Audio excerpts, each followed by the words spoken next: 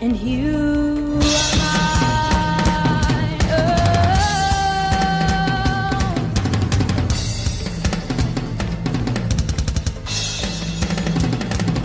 you.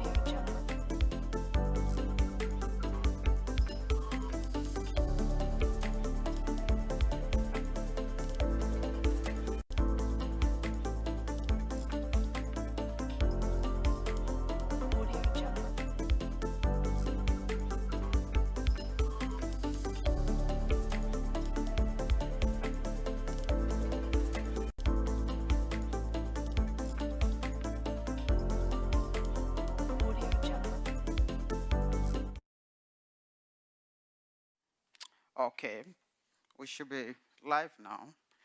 Hi, hi. Somebody check. Hello, hello.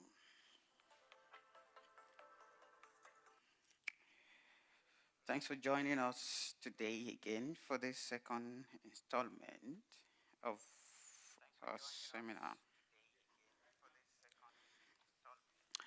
We'll soon start, just bear with us. We are set, we're ready to go, but just tidying up some logistical issues, and yeah, we'll see you shortly.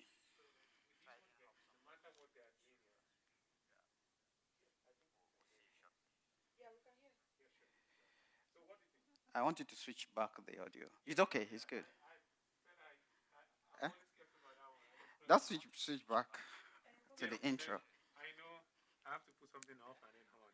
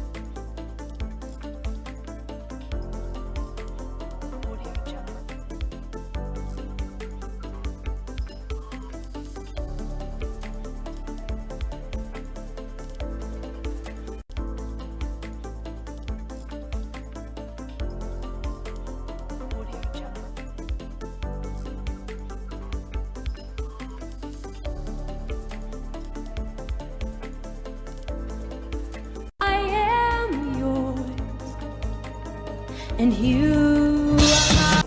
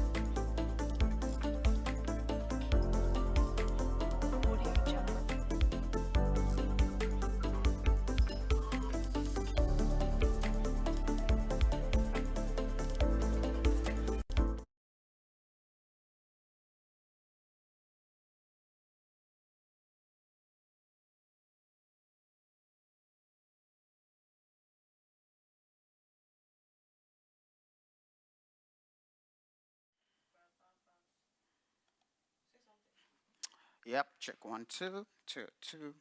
Okay, we're good. Was 2.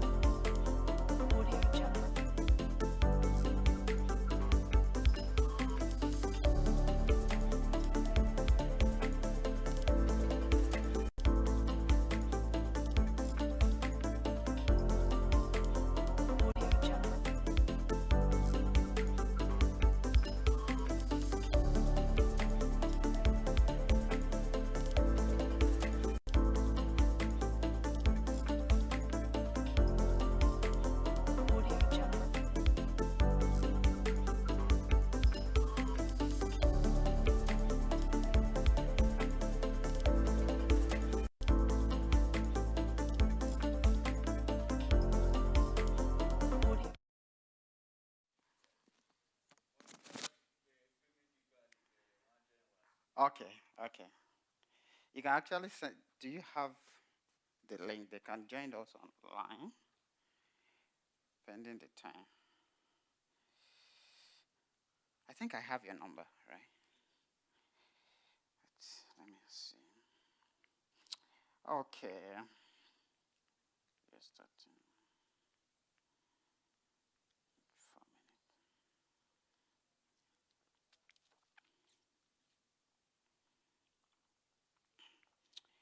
Okay. I think I saved your name as Yomi Fakoya.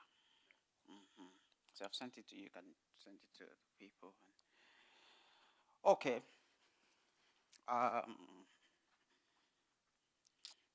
This is what will happen.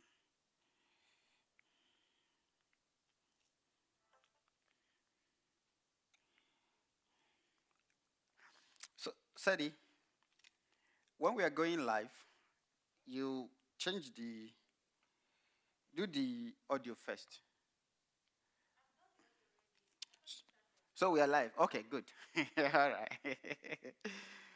All right. Hello. Yeah, so we can. I think we've started. Okay, this microphone is for. Check. Okay, I've muted it. You just press it. Long press for questions and yep. Okay. Good morning, good afternoon, good evening. Everywhere you're watching us, all around the world. Thank you for joining us. Are we live? Is the audio good? Everything's good? Mic check, 1, 2. 2, 2, 2. Because I've not started seeing myself online. That's why I'm asking. Okay. Okay, I can hear myself now. All right. Okay. It's a different look than last time. Okay, just let's start and then we're just going to pray and start. And others will join us. So we are starting by 12:30. Maybe 2:33 we should be done, hopefully, depending on how things go. So let's pray. Jesus, we thank you today. We thank you for another opportunity you've given to us to come and learn. We are not taking this for granted, and we know that all these things are eventually for the use of your glory. So we ask that you will help us today to achieve as much as you will have us achieve today. In Jesus' name, we receive the spirit of retention, and we ask that the spirit of understanding will rest upon us, both from the facilitator and the participants, either on site or online. We ask for understanding. In Jesus' name we pray. Amen. Okay. So you're welcome for the second part. Maybe we'll have third part. I've been contemplating a lot on starting to, just putting some videos online. But I know that will take a lot of consistency and time. But I'm trusting God for grace. So today we will just continue from where we stopped. But before we continue, I want to thank all the people that have made this a reality, starting from the church, the Grace Sanctuary, Pastor Titus, we appreciate you. And all the people that have worked in the background. I forgot to mention their names the last time, so I'm going to mention their name. So, Brother Emmanuel Neye, thank you very much. Brother Dami is not here today, but he was very instrumental in our last meeting. So, thank you, Brother Dami. And then we have some of our crew today that are on site. I have my beautiful wife on camera. Thank you. And Auntie Sadie is on the switcher. She's the one switching and making sure the video is going. So Sedogo, thank you very much. And other people that are joining us online, thank you for joining us. This is sponsored by the Redeemed Christian Church of God Grace Sanctuary, and we really want to thank God for them for putting this together. So if you want this to be, we can organize this also for other churches. For those of us that are watching us online, if you want us to organize something like this, we can come in and do that, and just reach out to us. Before we go today, contact details will be displayed. Yeah, and if you have any question, just put your question in the comment. We have people that will bring them to our notice, and then we'll be able to address them. So, all protocol fully observed. Last time, we talked about gain and low cuts. How many of us still remember? We talk about gain, the low cut. And I think our aim is to build a good mix, right? That's where we are getting into. And we did a lot of talking about what constitutes a good mix, what makes a good mix. And the mixer we're using, or we used the last time, and we're still going to use today, is the Behringer X32. Like I said, this mixer is a gift. I can say it's a gift to the body of Christ, because this is like it's for the price. It's you can achieve a lot with it. So today we'll try as much as possible to go into EQing and compression. At least these are you need to understand what these things are. And if you understand it very well, it will help in building skills to mix. So just to refresh some of our memories, we talk about the 4 major factors that affect sound. We talk about who can remember what we talk about? The 4 major components, 4 major factors. The instrumentalist, the human factor. We classify them into like 2 groups, the human and so among the human factor, we have the musicians, the person playing the drums, the person playing the piano, the worship leader, the person singing, the vocalist, the BGVs. Someone in my house will not allow me to raise BGV. She's just, the BGV is just something that is, that is interesting to her. So the BGV, what are BGVs? The background vocals, yeah. BGV is very important. So these are the human factors, right? So to get it right, in terms of sound, good mix, the singers need to sing properly. They need to sing well. They need to know their notes, understand dynamics. So I have been contemplating, we might extend this seminar to the worship leaders, instrumentalists, just to have maybe one session to understand some of the things that, from the audio engineer or the sound engineer perspective, these are the things that are expected, or these are the things that should be. So that is that. Another thing we talk about is what? We talk about 4 things. The first one, somebody should remind us. What's the first one? Even me, I'm checking my notes. I just want to say it in the right order. Okay, we'll talk about the room acoustic. And today I stumbled on a material on how to make acoustic panel. Very interesting. I'm like, okay, I think next summer I'm going to build some acoustic panel. And if it work well, I'll probably even commercialize it, start selling acoustic panel.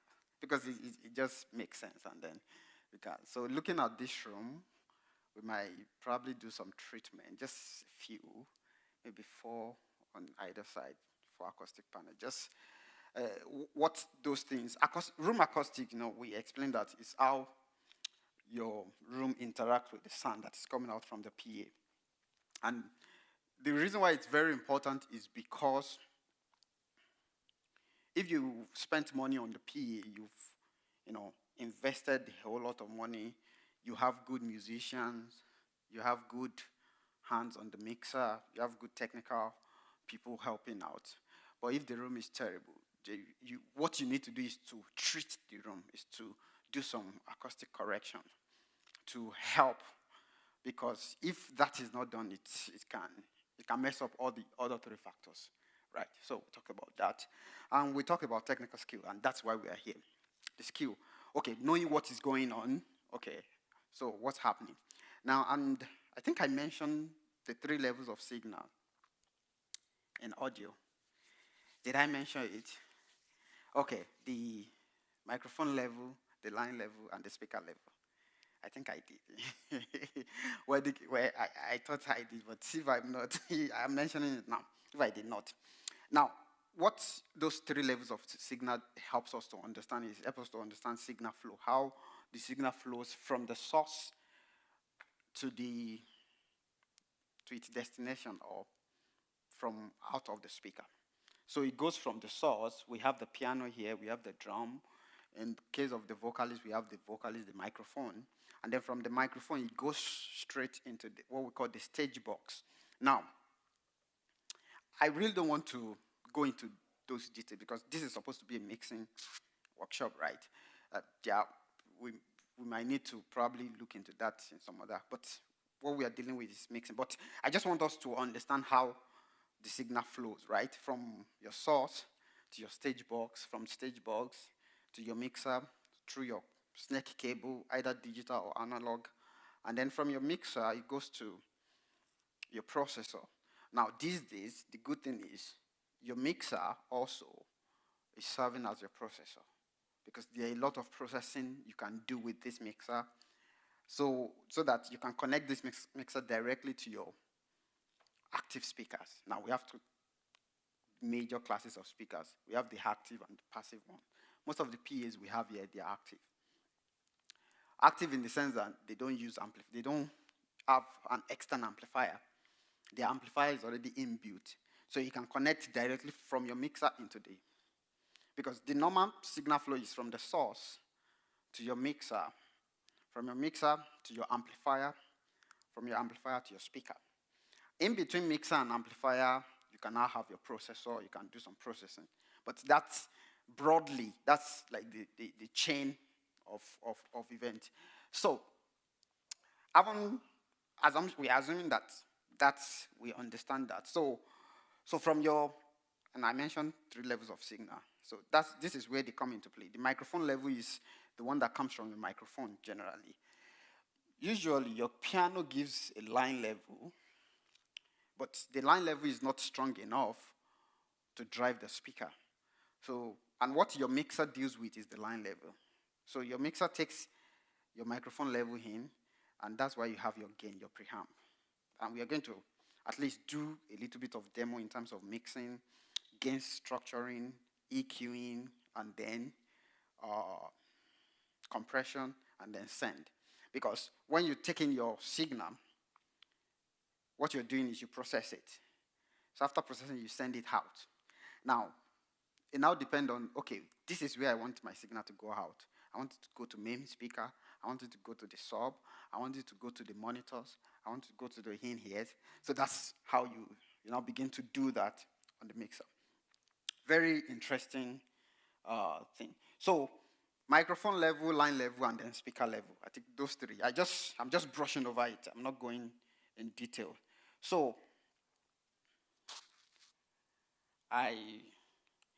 the signal flow we are talking about also happens. We have a signal flow on the mixing board too, on the board. Now, and our starting point is our gain, if you remember. So, and I said our gain is like, it's like no, not necessarily the tap. That will not accurately describe it. What describes your tap is your fader. Yeah. Your gain is like the pipe that takes water into your house. And your house, in this case, is a channel, right? We have different channels. So let's say you have 32 houses in a block or on a block. So what's the pipe that takes water into each house is like, the gain is like what controls the amount of water that comes in. So, water comes into your house, like, I'm just trying to look for the best way to explain this thing. But this gain is what controls what comes into the board. So now, when we want to build a mix, it's very important that we are able to establish last week that to avoid clipping, because by the time your inputs start clipping, you are being reckless. It's as if it's like you are driving 140 on a 100-kilometer road. Now, I have slide here, but I don't want us to be distracted with the slide. I would have just loved to show us. I think we mentioned something about headroom the last time. What is the headroom? Headroom is like the difference between the lowest, your noise floor, and the peak room, where anything above that is clipping. So you have the noise floor, you have it's like the range, the difference between your most quiet audio sound and your loudest sound. Now, what headroom does is, if you don't have proper gain structure, you're going to destroy your headroom. You will exhaust your headroom. So you won't have any, if you need to drive more, if you need to increase the volume, there is no space. So for example, let's say your headroom is here, this is your highest, and by the time your input, your gain, you're already getting close to it.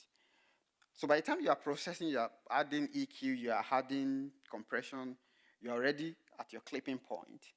So by the time you are driving out, you are clipping already. So, and that's not good. You won't have clean sound and it won't make sense. So I think we did a lot on that.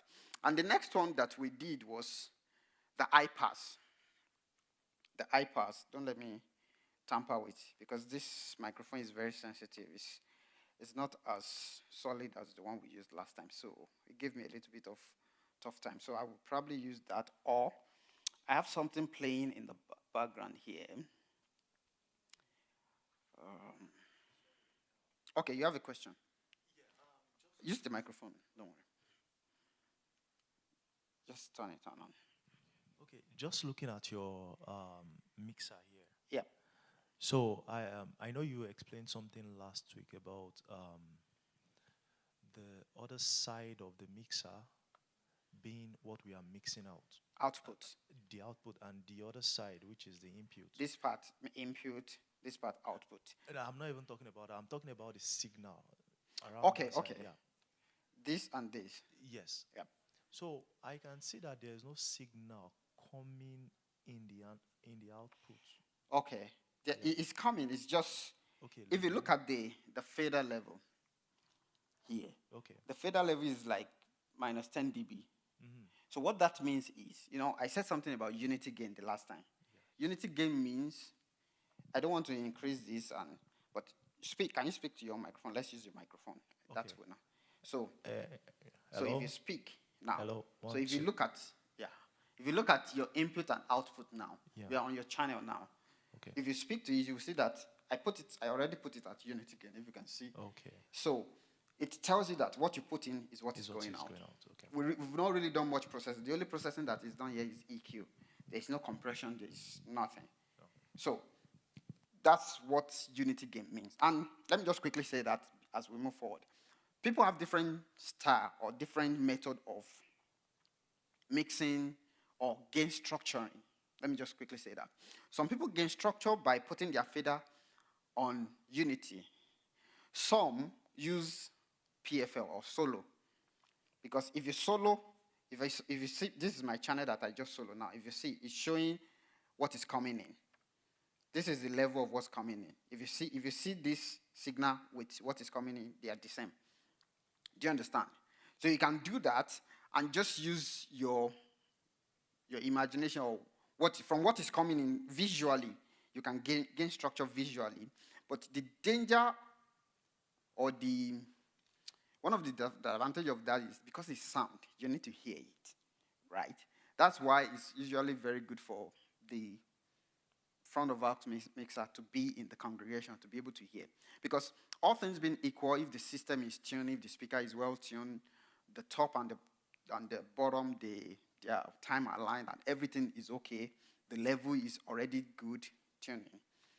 If you are gain structure, because that's the assumption we are working with here, actually, that all things being equal, the top and the bottom are tuned. Your system is already time aligned and everything is tuned, and then now you are mixing. That's our assumption. So if in most cases it's not the case, but let's work with that assumption.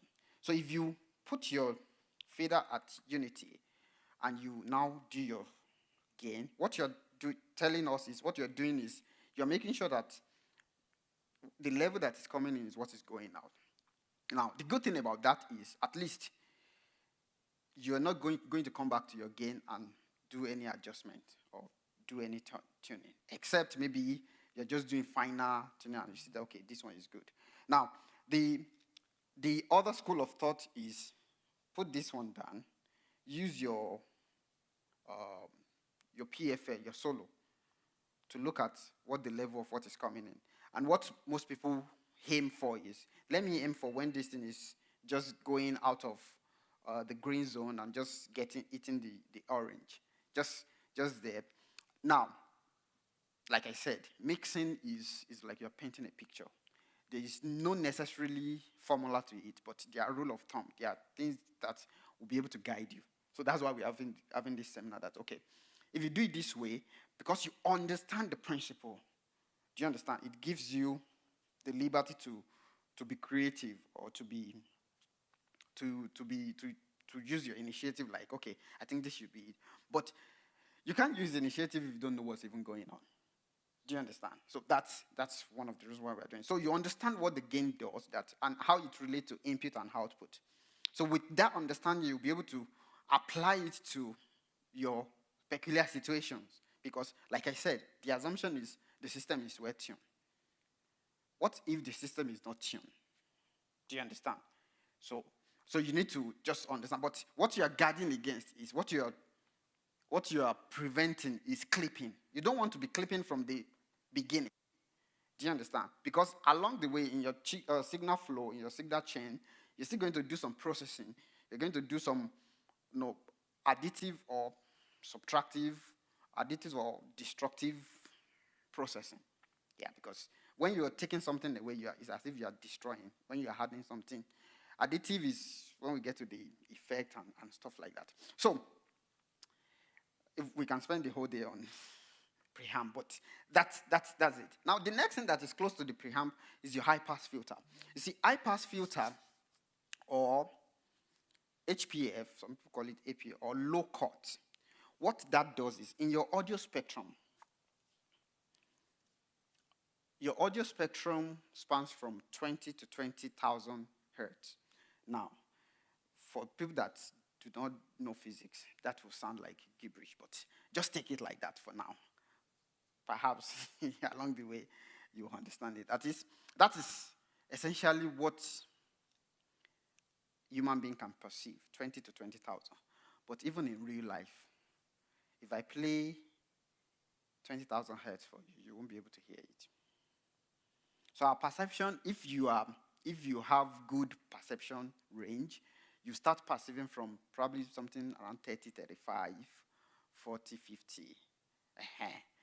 You can start beginning to, I can probably Google it, and then they are always online. Frequency sweep. It will play from 0 to 20,000. So you will hear different frequency. And it's good to use some of those things to train your ear, but it can. If you don't put it at a very good level, or if it's too loud, it can damage your ear too. So be careful if you want to do that. But the point I'm trying to make is this low pass, or low cut, or high pass filter takes out, let me just open a channel that we are not using. Okay, so look at this. You see when I turn on this, you see that small tail from the EQ. When I turn it on, this thing came up. If I turn it off, it goes off. So that is the low cut. Now, the good thing about this low cut is in most analog board, because I'm trying to juggle between analog and digital board. Now, in most analog board, the frequency that you are cutting off is already set from the design of the board. In some cases, they design to 80 hertz, some 85, some 90, some 100, depending on the design of the board. But they will write it there, you see it. But because this is, the good thing about digital board is that, especially, the board we are using, you can move from 0 to, or from 20. If you check, I'm not sure if you can see this.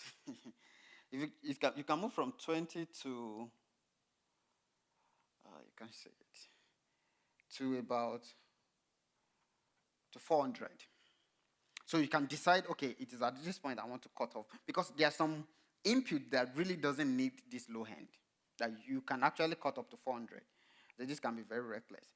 But in terms of vocal microphone, especially vocal microphone, you want to clean this up. In some cases, even in kick, some people, I've seen people that makes that cutoff up to like 30, because they don't want those sub bass, like 20, they don't want it to, so they just cut maybe 20, 30, they will just cut it out like that. But the good thing about this iPass is you use it to clean up your mix. It helps with clean up. It's like, it helps with muddiness. Take out, and what you're doing when you're doing equalization, when we get there, is you are trying to eliminate what is not going to make your sound well. So that's almost like a destructive mixing. Like, okay, this frequency is not good. Let me take it out. So one of the ways you do that is you use high pass filter, especially, and we'll see that very shortly. But that's what this does. So you can select, you can show where this. Now let's quickly go to the EQ. EQ is very, very important. Now, we have different types of EQ.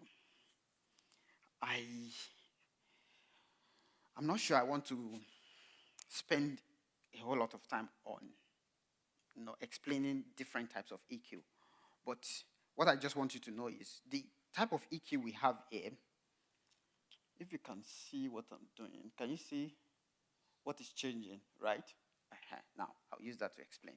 Now, on this mixer, you have 4 bands.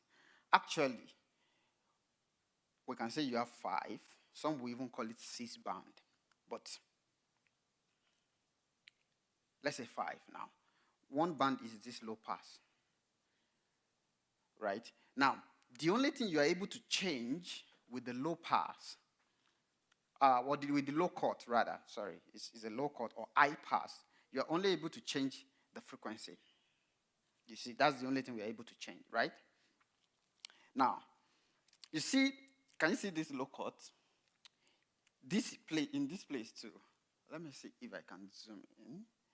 I hope I won't destroy it. Can you see what I'm talking about? No. I don't want to. Okay. This is what I'm trying to show you. You can see we have low cut, low shelf, parametric EQ, PEQ, VEQ, high shelf, high cut. This VEQ and PEQ, there is a slight difference, but they are very similar. Very similar in terms of their parameters. Now, all these things, if you are someone that probably do physics or you are an electrical engineer or something, what they put here, they are called filters. Now, in designing electronic filters, there are 3 parameters that you put into consideration. You put amplitude or level or gain. That is how loud or how quiet you want it to be, right? So call it amplitude. There's another one called frequency. This is the third one. So you have 3 buttons. That's why you have 3 buttons here. So this is the gain. That's what controls the amplitude. How high do I want it to go? Can you see? How low do I want it to go? Something like that. Okay, let me zoom in back. I'll zoom out. So this is the gain. Now I've switched to VEQ or PEQ. I'm just trying to tell you that this VEQ or PEQ, they have 3 parameters. If you come to low cut, which is similar to this, can you see? The only difference is, let's look at the difference. The difference here, the difference here is, you can see that the slope for this one is different from the slope for this one. Let me show you. Can you see this? The slope. And then let me take this one now to low cut. Can you see the slope? This one is more gentle than this one. you see? This one is more steep. We are not going to go into that details, but I just for you to see. And they have their own advantage. When you want to go more into more details, you get to understand. But so these are the types of EQ. We have the low cut, the low shelf. Look at how the low shelf is. Let me show you how the low shelf is. The low shelf has only 2 parameters. The low cut has only 1 parameter, just frequency, just like this one, right? The low shelf has both gain and frequency. That is, you can increase the volume and you can tell at what point. This is probably what we call cutoff frequency, minus 3 dB.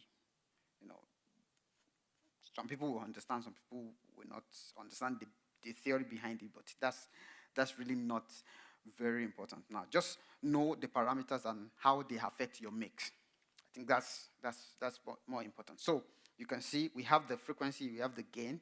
Now, by the time we get to the PEQ and the parametric and the VEQ, we have all the 3 parameters initiated.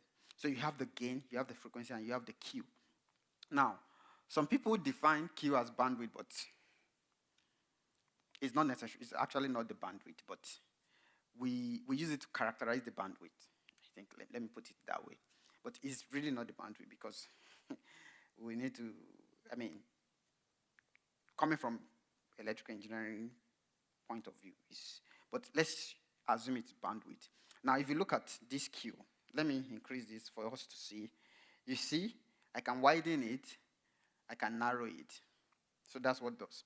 Now, what that means is that maybe I found a frequency that is troublesome in my channel. What I can do, I can use this PEQ or VEQ. Can you see the difference? The same setting, this is PEQ, this is VEQ. VEQ has a wider Q on the same setting, and PEQ has a narrower. Do you understand? So if I want to take out like a short band or a particular frequency, we call it a notch filter. So I can reduce this. This is the lowest I can go, right? Can you see? And then take it out, cut it. Something like that. We'll begin to see some of these things practically very shortly, but I just want us to see that. So we have this. So this is low, and this band is divided into 2. These 2, they are called low. These 2, they are called high. So even within the high, you now have high, you have high mid, you have low mid, you have low. But, looking at this mixer, you can actually use any of these. If you are using them in the parametric mode, you can move around. You can take this one to the high side, right? Can you see? So it's really not the main thing. The way this one is designed, you can. It's very flexible. So at least that's that. So if you notice, when you are on low, you can go between low cut, low shelf, or PEQ, VEQ. But when you are on mid, you can only transition between these 2. The same thing here. You can only transition between these 2. And then high, you can now go between these. So you understand this now that, okay, I can use this low and this high. I can use it. Welcome. I told them that it's not my fault today, but it's good. It's good. Okay, you're welcome. So I'm sure you will catch up. It's online. So you can see that. Now, so if you notice, the same thing, what happens here at the high end is the same thing that is happening at the low end. It's just on the other side, right?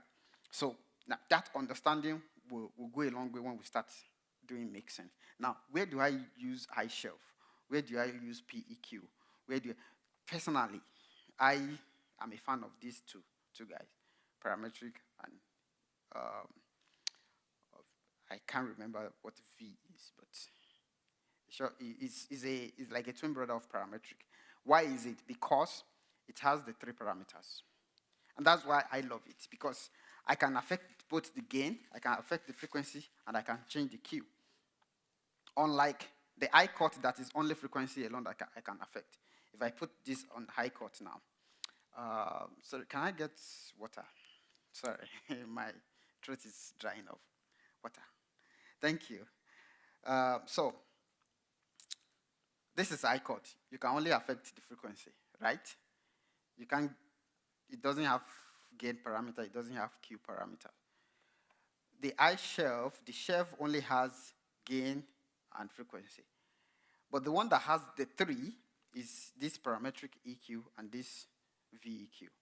So that's why I'm a fan of both of them. At least it gives me, because I have three things to work with, at least to achieve better results, right? That is just like the saying that two good heads are better than one. So if I have three processing tools, why not go for the three? Thank you.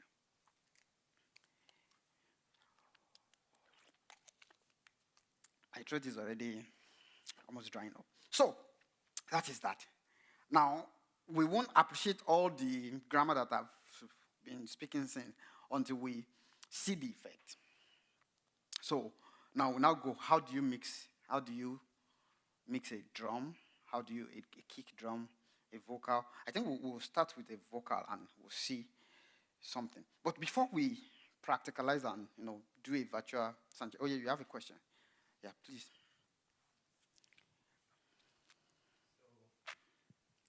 Is it on? Okay. It's not. That microphone is not on. This aspect, Okay. this equalizer Is the aspect EQ? Yeah. Is the that EQ. you've just described is one of my is the part that I can say I lack Okay. knowledge about. So I really want to deep into what you've said Okay. and try and ask a few questions, because although you've explained it broadly, but I still feel like I don't understand some of those things you've just said yet. So I would like to, especially, you said you have a very broad range of frequency from 20 to Yeah. If you look at this graph, it's 20 to 20,000. 20,000. Okay. Yep. And you said that bandwidth, just I can let me just tell you from my understanding. Yeah. what Don't you worry. said. The gain, the low chord. Let me start from the low chord. Okay. The low chord just does it reduce the frequency? No. It doesn't reduce anything. Because the language of reduction is a language of volume or gain. Like you increase volume or reduce volume. But what this low cut is, but if I sweep across like this, I'm cutting out this portion. Can you see? This portion that I'm showing is cutting it out. So that portion you're showing is a range of frequency. So it just cuts. Yeah, it just cut them out. Cut and just picks maybe the. So that's why it's called low cut or high pass. So it allows anything from here to pass. Okay. So for example, now let me. I think you appreciate it more if we do something practical. Let me play something. Okay. Let me play. Things are not walking tonight. Amen. I can see everything. This is vocal, right? Let me do gain structure. Now look at the level that is coming in. I really don't want. The level is good for a lead vocal, but look at that. Can you see what's going on? Let me PFL it. The dynamic is not very good. You see, it's quiet here. When the person sings again, it goes very high. So I will probably reduce the gain a little bit because I don't have much headroom at the end of the day. Although there is a way to deal with that, which we are going to get there. But what we are dealing with now is the EQ. And let's see. So let me bring it up a little bit. I can see everything. Now, see where my fader is. And it's I can hear the present now. I can see everything. If I want to, I can't mix it like this. I will turn down the gain. Reason is because, if you remember when I was talking, still doing a refreshing about the gain, is that in this room that we have, if I want to say, let my gain begin to eat orange, it's going to be too loud. I won't have much room. Turning around. Can you, I still have to bring it down. But the reason I'm doing this is just because of Our our time own is up, application, Ben. right? Where we are. Now, I see where don't my gain is. think really that is actually See, up I've here. not even Just one gotten more to thing. my Hey unity gain. Yahweh, And it's hey loud Yahweh, like this. kumama. Just one more time. Hey Yahweh, So what I can hey do Yahweh, kumama is lelo. I'll bring Hey, Main figure that is Yahweh. feeding me here. I'll bring come it on. down. Please, let me check the Hey Yahweh, live stream. hey If Papa, audio- yeah, kumama. Is it not clipping? Hey Now, just check Yahweh, it on hey your Yahweh, monitor. kumama lelo, yeah, just want to Yahweh, show that. hey Yahweh, Because kumama. the present- Here we go. I want to be able to Break it down. at least get Hey Yahweh, and look at my outfit. Yahweh, kumama na yo lelo, yeah. Yahweh, kumama na yo Papa, yeah, yeah. This is Yahweh, kumama lelo, yeah, yeah. okay. Yahweh, kumama na yo Papa, yeah, yeah. Yahweh, kumama, Yahweh, It has kumama na. reduced in the house, right? But it's better. You can hear me. At least you guys can hear me. So I've reduced this house drastically, right? Now, because I just want to demonstrate something. Now, let's look at the... Am I the one feeding back? I'll have to go back. Collapse just like the wall of Jericho. I So want you're to not get going around only, you're going this around where your they're singing, circumstances, right? your inequities and things. This.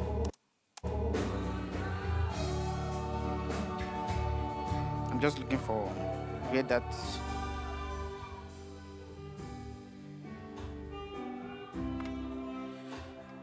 Just give me a minute. Get to where.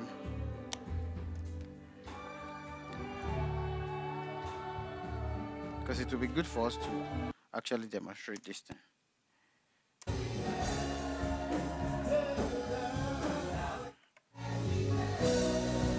Take me there, It is another person singing. where you wanna go. Yahweh, take me there. Look at that. Yeah, we'll get to how to undo that. I'm looking for something else.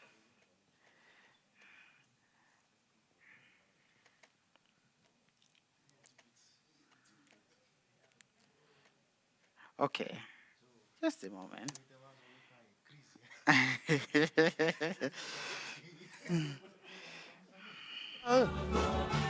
I can see everything. Turn it. Come on, come on, come on, Just come on. use that side. I'm turning around for. I can see Now, everything. This level is good, right? So Turning let's around, gain structure. turning Yes, I'm around. still on that channel. Let me solo. Everything is turning around for my good. See, this is Everything is turning Now, around what I did for here my good. is What the devil meant the for assumption evil, that- God calling it. what I did here is the assumption that I'm using this as a tuning for my PA, right? Just assuming that we've tuned our PA using this and everything is fine. So I can see now let's now see the everything. effect of that low pass. Low chord. Break it down. Say with me. Everything is Can you hear the turning, difference? turning, Now turning. I've cut it too much. I've gone to the. Everything is It's sounding turning, like phone. turning, I've taken turning. out all the low end. turning around. Can you hear the difference? So, you are the one that because this is pre-recorded, it's not 100% Our time live, is up, but at least it will give us an idea and understanding of what we are talking really about. that is So, actually up yet. if you There's look just at one this, more so thing. if I'm Hey, going to Yahweh. mix this, Hey Yahweh, I will just Kumama. Just probably one more put time. it here. I just want to take out hey unnecessary low end that Kumama eventually, lelo. by the time Hey. I complete my mixing, they will now build up because there is what we call building. Now, let me give you. So, sorry, is there Okay. an assumption that the low frequencies are bad? No, it's not that they are Is bad. that why we are taking them out? No, for this channel, they are not necessarily needed. Because there are other instruments, there are other channel, there are other part of the mix that will bring the beauty of the low end. for example, the bass. We'll get there, the bass and the kick. Those two, by the time if you mix them properly, because if you put everything, if you make sure that all your channels have low end, even the ones that does not necessarily need it, it will clog it up. Do you understand? So you have what we call low build up. Now, the rule or the calculation is if you have two channels of the same volume, if I put two channels at 0 dB together, by the time both of them add together, 0 plus 0 in logarithm is equal to 3. Mathematics, log 1 base 10 plus log 1 base 10, right? Or it will give you log 2 base 10. And log 2 base 10 is 0.3. So by the time you convert it, it's going to be 3 dB. So 0 plus 0 in audio on logarithm scale is 3. So, and that 3 is adding everything. So if you are adding up what you don't necessarily need in the mix, at the end of the day, by the time you get to your output, you have a muddy mix. So your mix will not be distinct. It won't be clear. You won't be able to say, okay, the piano is, this is the bass, this is even though as you're able to distinguish them, they are supposed to work together to form harmony, to form a music, to form something that is enjoyable to listen to. Do you understand? So from this, because you know, if you remember our last meeting, I said something about having a target, having a reference. You know where you are going, and then if you know where you are going, how am I going to get to where I'm going? So that's essentially what you are doing. So on this, from the set go that you are mixing your vocals, you know that I don't necessarily know low end on my vocal, because eventually they're going to build up. There's going to be what we call low end build up. And now, does that answer your question, sir? Yes. Okay. Do you have any other question? No for now. Okay, no for now. So at least that makes sense, right? Okay. Essentially,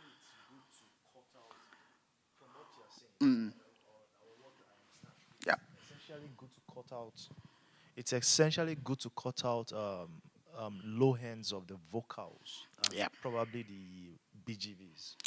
Vocals and BGVs, and for example, some other instrument like saxophone, some electric guitar. You know, there is. Some people have come up with like a cheat sheet that will tell you that this instrument is within this frequency range. So just look out for this kind of frequency. There are things like that.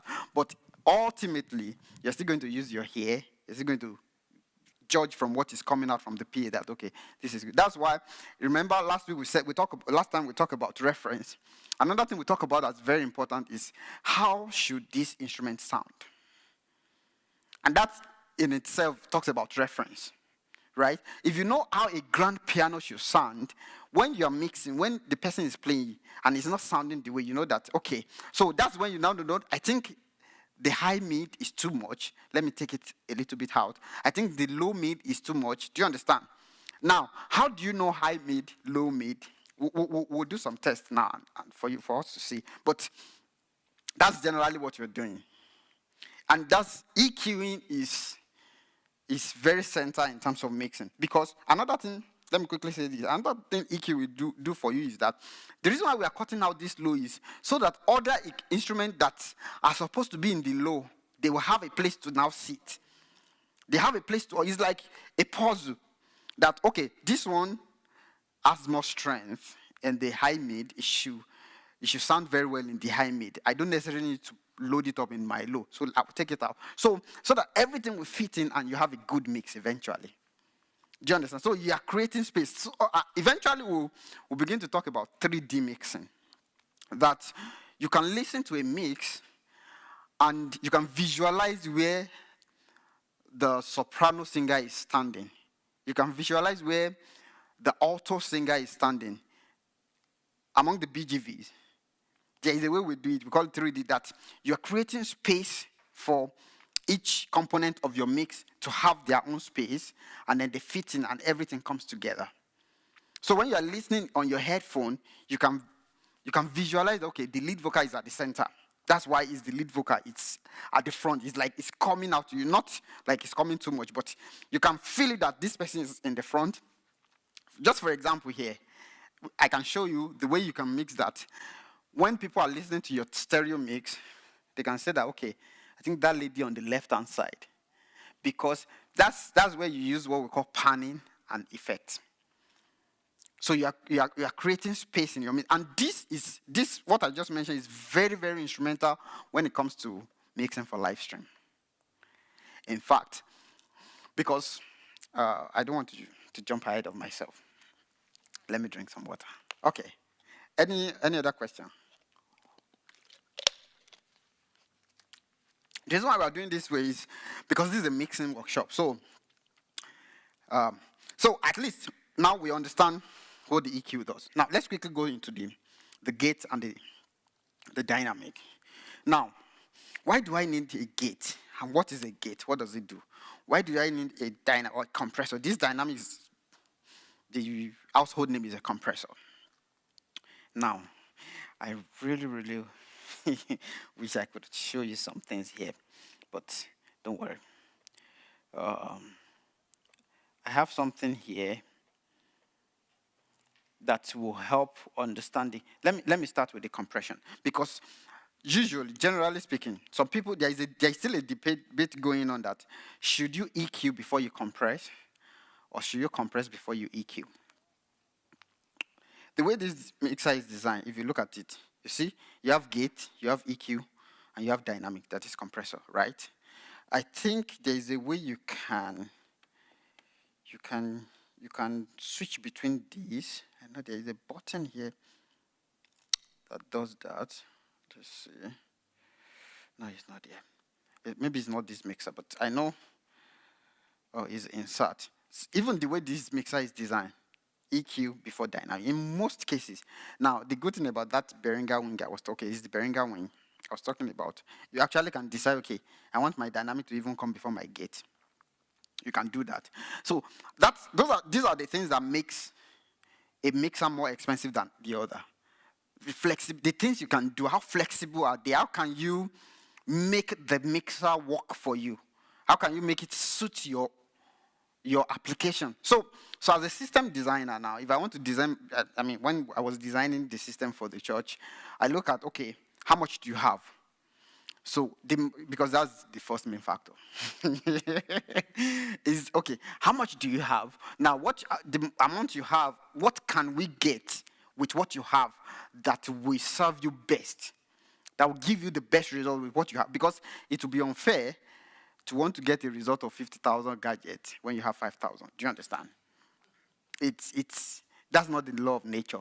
But, okay, what can we get you with your 5,000 that will give you maximum satisfaction or maximum value for your 5,000? Do you understand? So, I just use that one to say that, one of our factors in sound, when we talk about sound in our last class, is your equipment. You can't compare a 500 drum. This is not 500 drum, I'm just using it as an example. I know this is a very good drum. A 500 drum to a 2,000 drum.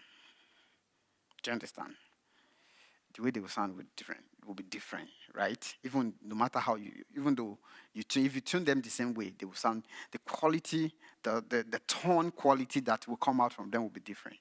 You can't compare a normal Yamaha keyboard to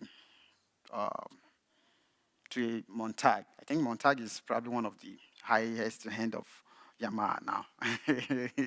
I don't want to compare different brands because we are live. But the point I'm trying to make is, I just discovered that what has registered in my mind is the Behringer wing, that under the wing you can actually decide, okay, I want my dynamic to come first. So that gives you more flexibility and it costs more.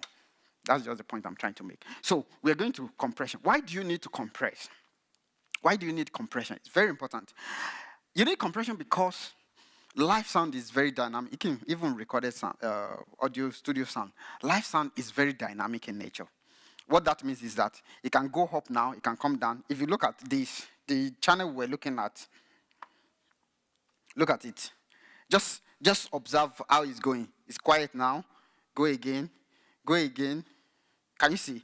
So it's just all over the place. Now, depending on the nature of the music you're producing, or the music the choir is singing, so some song can actually be very, very, very dynamic. That it can go, and then even when you're singing, someone can just go up and then go down.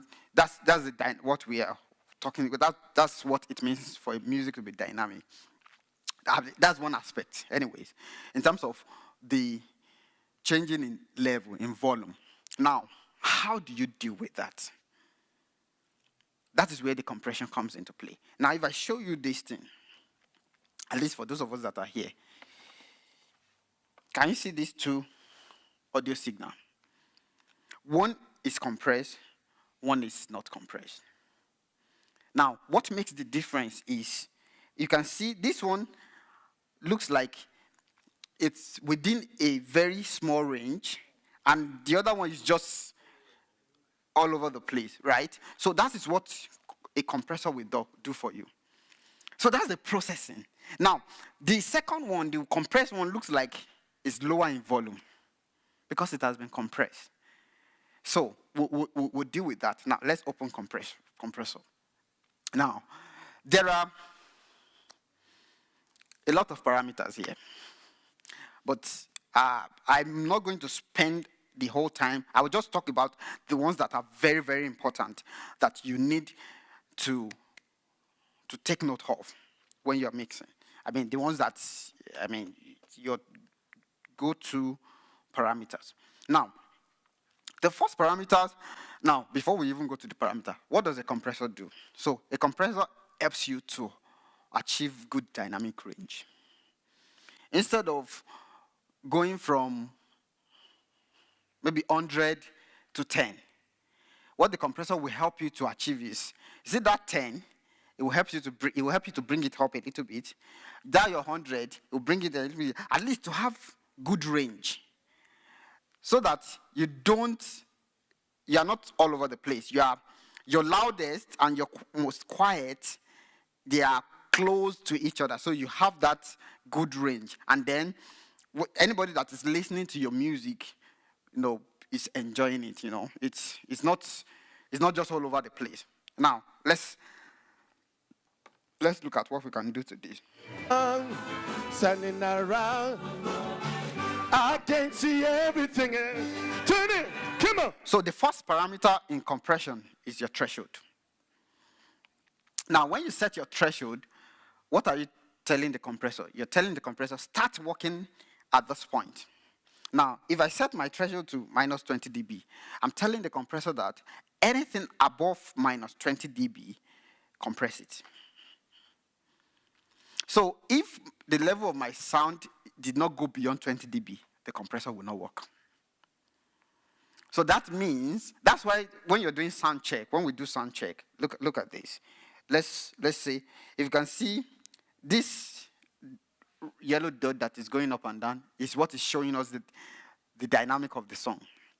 How high and how low. So when you're doing sound check or you're setting up a channel, you ask the person, okay, give me, especially, I'll be making reference more to the vocalist now. Give me your highest pitch, sing the loudest, the way you're going to sing.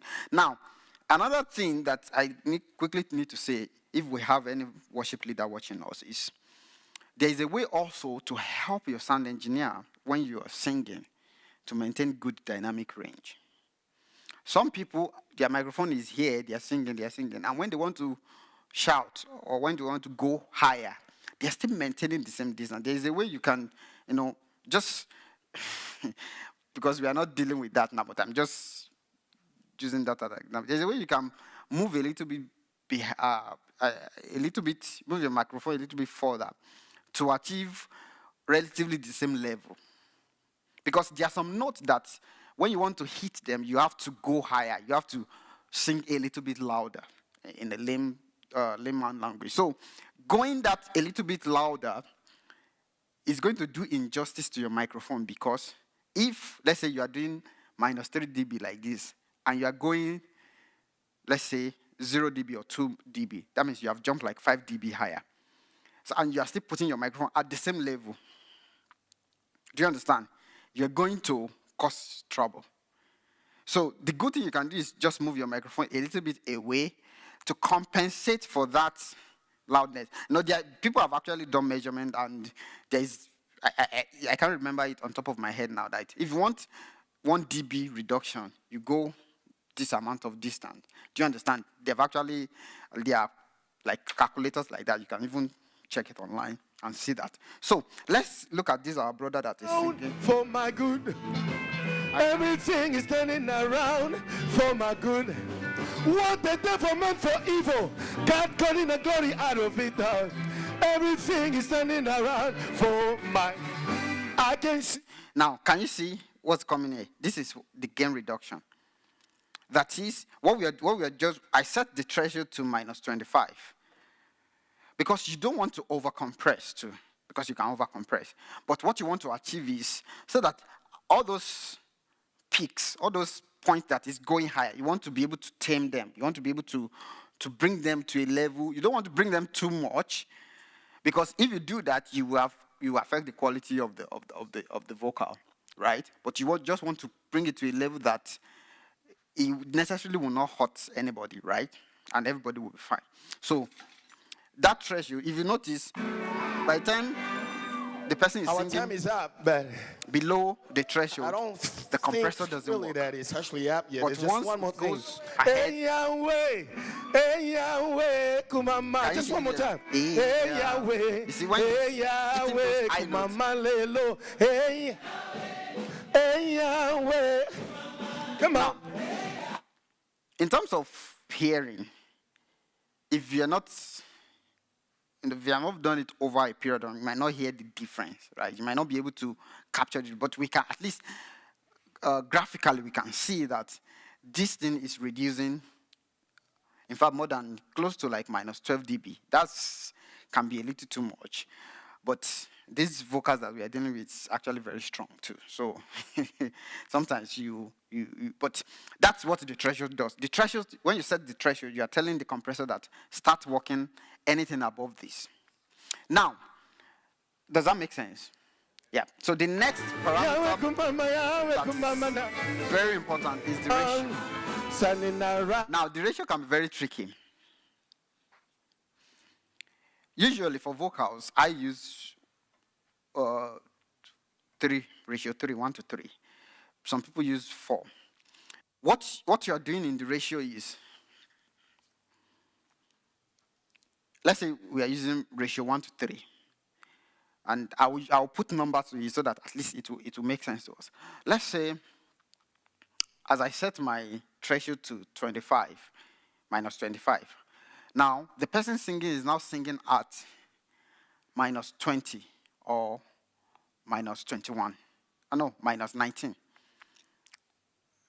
I want us to put on our mathematics cap now. -25 and -19, which one is higher? -19 is higher. And -19 is higher than -25 by how many or how much? What's the English? It's higher by 6. Now by 6. So that means that this person that is singing at -19 is 6 dB higher than the threshold. Does that make sense? That makes sense now. Now, so in my ratio, I now set my ratio to 1/3. What that means is that I said, take away 1/3 of that 6 dB. Do you understand? So in terms of level, I have reduced. So what do you think will now be going out now? So if I take away 1/3, 1/3 of 6 is what? 1/3 of 6 is 2. So I've taken away 1/3. That means I have 4 left. Yeah, so 4 plus -25. So I'll have about -21. So what is going to be going out is -21. Do you understand? Does that make sense? So that's what the ratio is.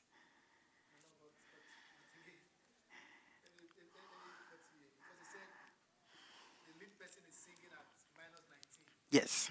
our own threshold is minus 25, Yes. right? Yes. So why are we going back to minus 25? No, we are not going back to minus. No, We because have, you said after we remove, after we get our 4 yes, from 1/3 of minus 6. 6. Yes. So we now have to remove 4 from our threshold, which is 25. We not had that 4 to minus 25. When you had 4 plus 4 to minus 25, we have minus 21. I know. But So- my question is, why are we going back to minus 25? No, we are not going back to 25. Why What do is we need- going out is now minus 21. 21. Instead of, if we don't use compressor, what will go out is minus 19. Oh, yeah. Do you understand now? So the compressor has helped us to bring it down to minus 21. It has at least, now, in terms of level, in terms of listening level, that will reduce, because it's gain reduction, it's going to reduce what's going to come out. So there is now another button here called gain. So we use that gain to now compensate for what we have reduced. So in this case, we have actually not lost volume. What we have lost is we have just been able to tame whatever is going to be the overshoot. And by the time we tame it, we now add gain to it to bring it back. So we now have loud or higher level, but good dynamic. So we have another, I just moved to another parameter now. We've talked about threshold, we've talked about ratio. Now we are talking about gain. So there is what we call a makeup gain. It's just unfortunate. Our camera is not automated that we can zoom in and out. But if you look at it here, these are like important parameters in compression when you are dealing with compression. So with this gain, it will at least come back to our normal. So how do you know? So if we go here like this. Yahweh kumamana hallelujah. Yahweh kumamana Now, look at what is coming out of what is- They're almost the same. Yahweh kumama. Now let me put the gain to 0. Yahweh And then kumamana ya papa yeah. look at what is going in, what is going out. Yahweh See, they are not at the same level. We have compressed. Now if I even show you meter here, I can see everything. Turn it. Come on. if you look at this under, I'm turning around. you see for- it's showing me I how much can gain see reduction I'm everything. having, right? That means on that channel, Turning around. what is coming out is less than what is coming in. But to now Everything is compensate for that, I've just come here turning around and for have a little my bit of gain to it. Everything and then is by that, turning around everything for my becomes good. the same. What the devil meant for evil, God got in the glory out of it. Now, everything is this thing turning that is around playing, for if we put it on an analyzer and look at the graph, you see that we'll achieve what I just showed us. The difference between compressed, at least by that time, you have better dynamic in terms of. Now, people use this compressor for different things now, and that's what I now want to get into. Now, we now have other 3 major parameters, at least 3 other major parameters I'm going to talk about before we move. We have attack, we have hold, and we have release. These ones are time-based. So if you look at their units, you will see they are in milliseconds. Now, when you are working on milliseconds range, it may be hard or difficult for your ear to perceive it, but it's working. Now, what is attack? What is hold? What is release? Attack, let me just read a definition to you, and then I know definitions sometimes usually help. Here, I just copied it. You can see it anywhere online. The control is determining the compressor start affecting the audio signal. It specifies in milliseconds. If the loud peak in signal starts happening at the beginning of it, you should set the attack parameter act fast. Now, for how you set your attack and your release, some of the factors that affect it is the tempo of your song. If you are dealing with fast song, that means you have faster transient. Like when you are kick or bass, or if you have, so those are some of the parameters that people look out for. Okay, what's it? That's why if you notice, when I'm talking, I'm saying, depending on the nature of the music you are playing. Some of these things will inform how you eventually mix. So essentially, attack is the time it takes your your compressor to capture the signal. Like that's our -6 that you want to. So the time it takes it to open, to the compressor to begin to start working. Now, if you want it to act very fast, for example, like if you are doing a fast song, you want to make it relatively song. If it's a worship song, if it's a slow-moving song, you don't want to set your attack too far, except in some cases that you have some very terrible transients, very terrible spike that are coming very fast, that you want to capture it. Do you understand? So that's what the attack does.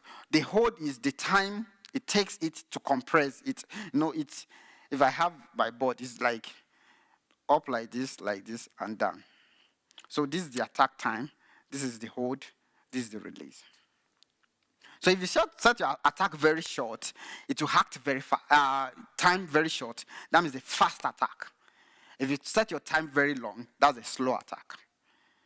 And each of these ones, they have their application in different instruments or different type of input and different type of music you're doing. So release time, sometimes you set your release very low so that it doesn't drag the compression, so that the compression can act very fast. I don't know if that makes sense. We'll try and, so let's quickly try and, okay, the last one, the gate. Very important. What is the gate? What does the gate do? I know he's getting, You want to, okay.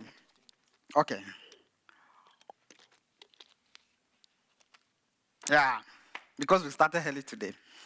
So we'll go for a 5-minute break very shortly. Let's just finish the gate. And then when we come back, we'll now do mixing. So gate. Assistant gain. No, it's not assistant gain. Just from the name, gate. What you use gate for is you use gate to shut some things out. Now, if you know how to use gate very well, it will help you, especially with the drums. Especially with mixing the drum. Because if you look at the drum carefully, the microphone that you place on your snare, in fact, your snare is usually the loudest because the microphone on the tom is picking up the snare. The microphone on the kick is picking up the snare. Even your overhead is picking up the snare. Now, so when you're mixing the drum, there is what we call bleeding. What bleeding means is that when the microphone that is supposed to be picking up tom 1 is picking up snare, that means the snare is bleeding into that microphone. So to prevent that, one of the things you do, you use this gate. And it also helps you to clean up your mix too. So what it does is it helps you to eliminate what you don't want to go into this channel. So I'll show you something now. This is snare. This is kick. If you hear the kick, what else can you hear? This is the kick channel. You can hear the snare, even though it's a kick channel. You can hear the electric guitar because I just got the stage for this recording was actually very clumsy, very loud. So things are bleeding into each other. Do you understand? Let me play something. What can you hear? So what should we do to this channel? Let's get it. Now, let me increase the threshold. Please. Can you see the difference? So what I've done is I've just shut the door against all the unwanted. And those unwanted, they are lower relative to the main kick, right? Because that's the main equipment, right? Even though some things are still bleeding in, but it's cleaner. Can you hear? So that's what you use gate for. Now, gate also has this attack, hold, release parameter, which is very similar to what compressor does. But what is more important here in this gate is the threshold. So you want to set the threshold to the point whereby it's not even shutting door against your main channel, because you can do that Even although the kick is, the person is punching very well. Can you see that when I increase the threshold, it's only some part of the kick that is passing through when the person hits harder. If the person doesn't hit harder, nothing is coming through. So I've shot the gate against everything. But that's you see where the signal is. Can you see? So that's where the signal is. That's where so nothing is coming in now until the person starts. So that's in itself. You've cleaned you clean up the signal, and then you can now begin to mix the signal properly. So that's what the gate does. So you know the gain, you know what gain does, your EQ, your high pass or high pass filter or low cut, your gate and your compression. So with this 1, 2, 3, 4, 5, 2, you can now begin to mix. So with this few points, we'll go on a break. Operator, put the video. So we'll go on a break. We'll come back in 5-10 minutes to just now. We'll now start mixing. Yeah. Okay. Okay. No wala.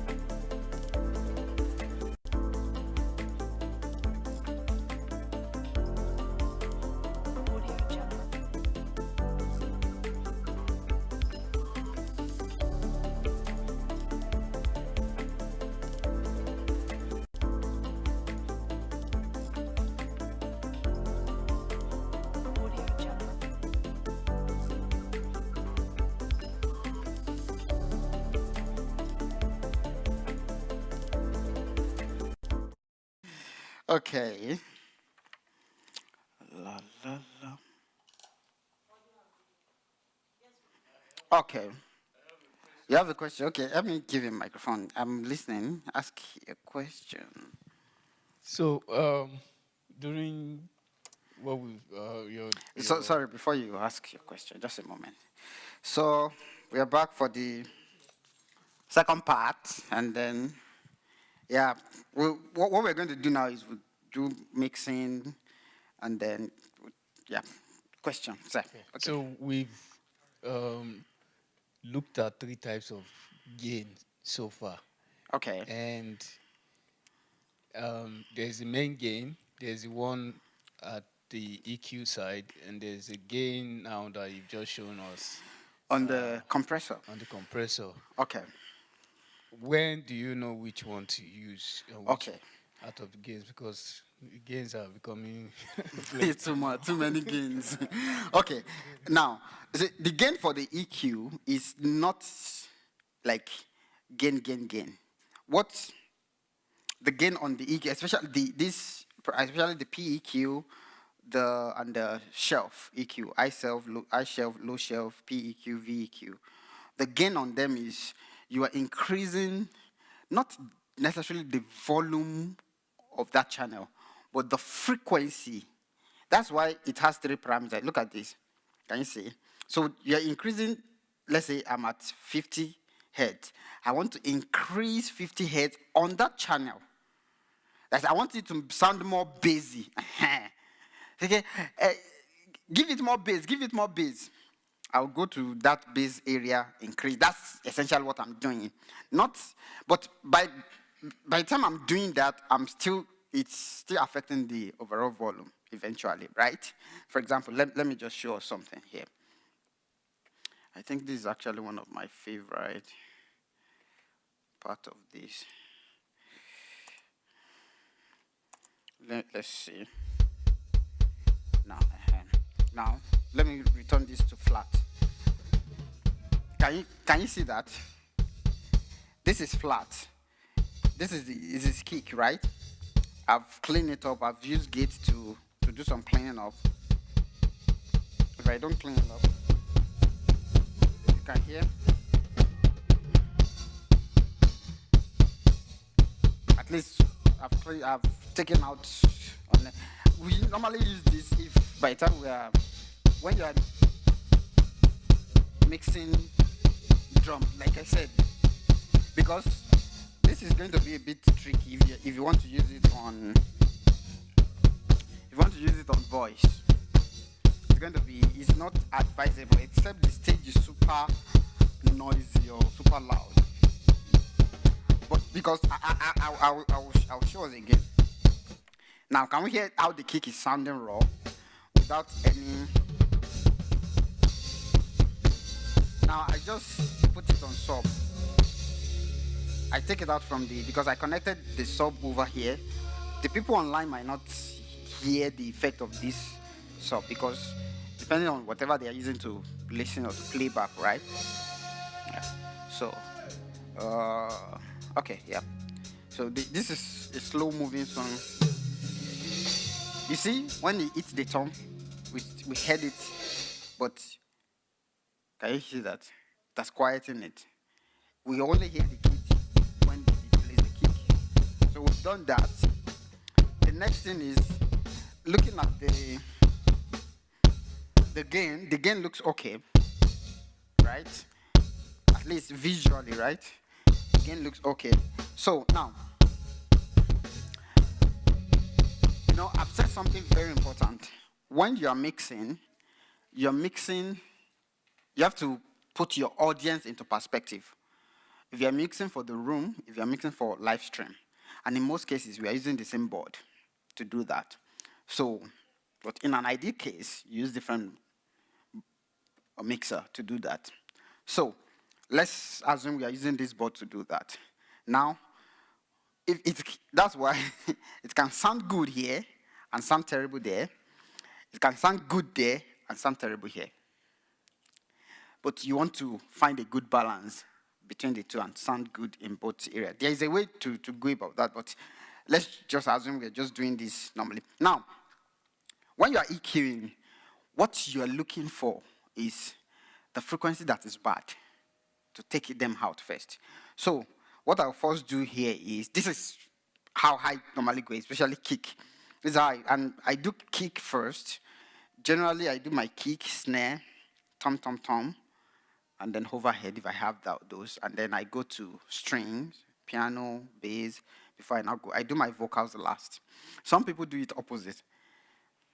And they have their own reason, but that's how just my own workflow when I'm mixing live. I want to make sure that my drum is very good, because that's kind of like my drum and the bass. I think, where's the bass here? Yeah, there's the bass. Can you hear those? Those are transient, so we can use compressor to tame some of those things. So let's see the kick. I'm not going to increase it too much. Now, this is essentially what probably people at home will hear. But you are here. Can you see the difference? I've just sent it, most of it, to the sub.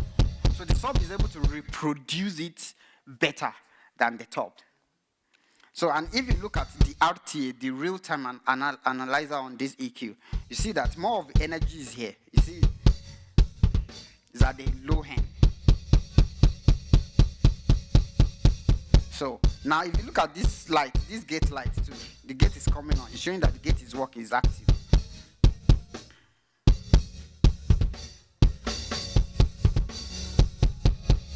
Sometimes, if this gate is not used well,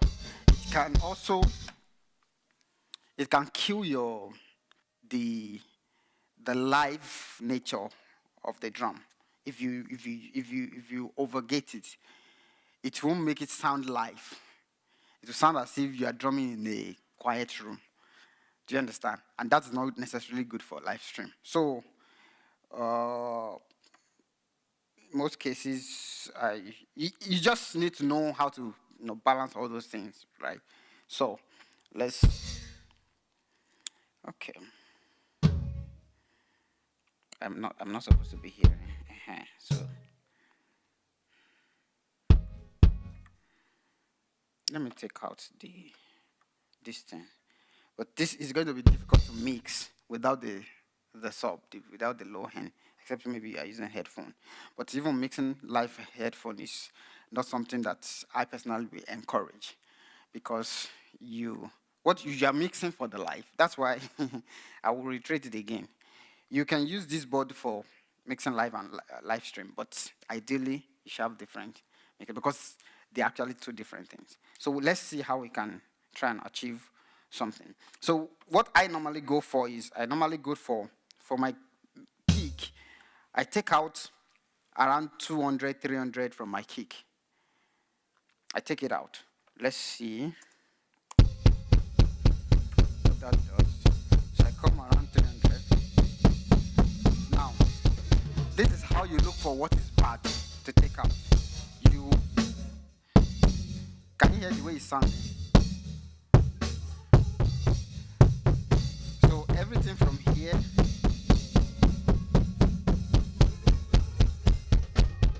I'll take it out.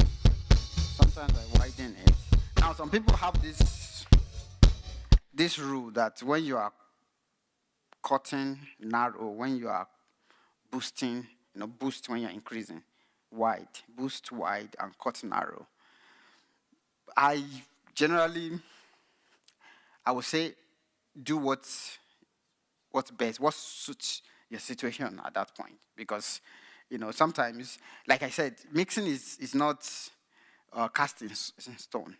You mix according to your situation, to what your situation demands. For example, if you are mixing a system that is not well tuned, I mean, you can't start to say, okay, let's tune the system. Now, you still have to deliver, right? So you have to just, because you understand the principle, you understand what is going on, so you'll be able to at least make out something. I want to go back to where there is that punch. So,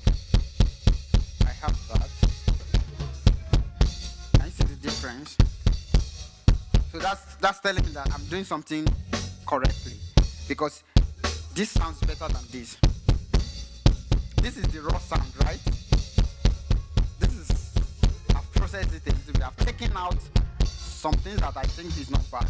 So in some cases, I boost the 58. I go to 50, around 58, and boost it. Even though you can't know the difference. Why? Can someone tell me why you can't hear the difference? Maybe the people online can hear the difference, but in this hall, we can't hear the difference. Why do you think that is it? Because of the subwoofer. I've not sent it to subwoofer. So these top speakers, I think their frequency response is probably about from maybe 60 or 70 to 12K or 16K. So they can't reproduce that 50 that I just boosted. So you appreciate this when I send it to the sub. Can you see that? You see that it's moving more hair when I boost it, right? So if I want to like move more hair, I boost that a little bit. You feel it more, right? It gives you more feel. I mean, those are some of the things I do personally. And then to give it a little bit of slap on the high hand, I boost it. Can you hear that? Can you hear the difference?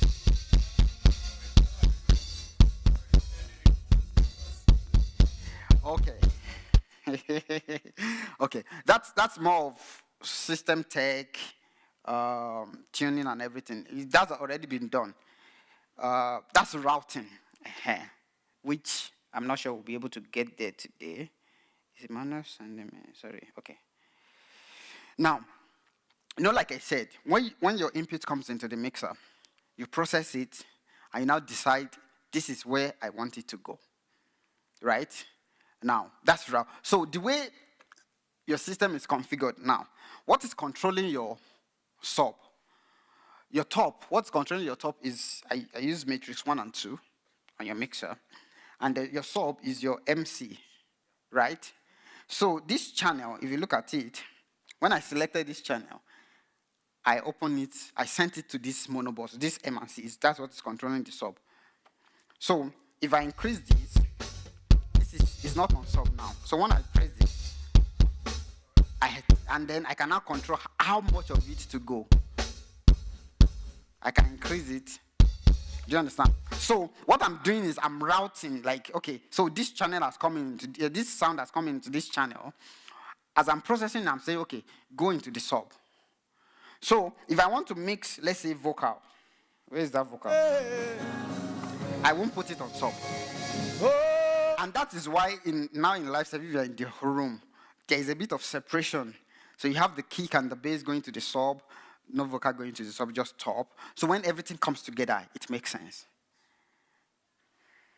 Do you understand? In terms of live setting. Now, this does not apply to live stream. Do you now see the difference? Yep. In terms of fader, in terms of levels, processing, EQ.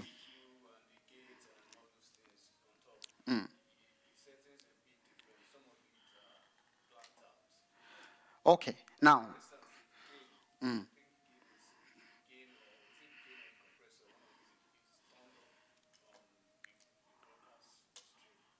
Okay, now I think I understand what you're saying, but if I remember very well the way we set up the broadcast is set up on bus 9 and 10, right? Now, and it's put on post fader for bus 9. The only thing that you can adjust for now, I'm still telling Brother that I'm actually thinking of doing like group mixing for you guys. I'm just discovering that, okay, group mixing might be a better option. Either group mixing on the buses or group mixing on the matrix. There is a way you can group mix on or do some group mixing on matrix. Now, don't let me confuse you. That's another discussion for another day. But what we did for live stream was that we put live stream on bus 9 and 10, like this, and then it is the same processing that you have in-house is what you have online. The only difference is the level. So if on this channel, let's assume this is your board, the same EQ that you have here is the same you have online. But what difference is the level? Do you understand? That's essentially what is different. And that is not really the best. That's why I'm considering that we're going to probably upgrade it. But I don't know. I just remember that I should have tell Pastor. I should have told Pastor something. But we'll discuss that later. But the point I'm trying to make is there's a way to set it up that you can still do some minor processing for live stream that will be different from but it's a little bit tricky. It's even with Behringer Wing is more or less like same process. The only place you can do more processing is now your output, now the bus 9 and 10. You can now, because your bus 2, they have the EQ and compressor. So you can do that. And also in your effect, you can now come and do some other things with the effect.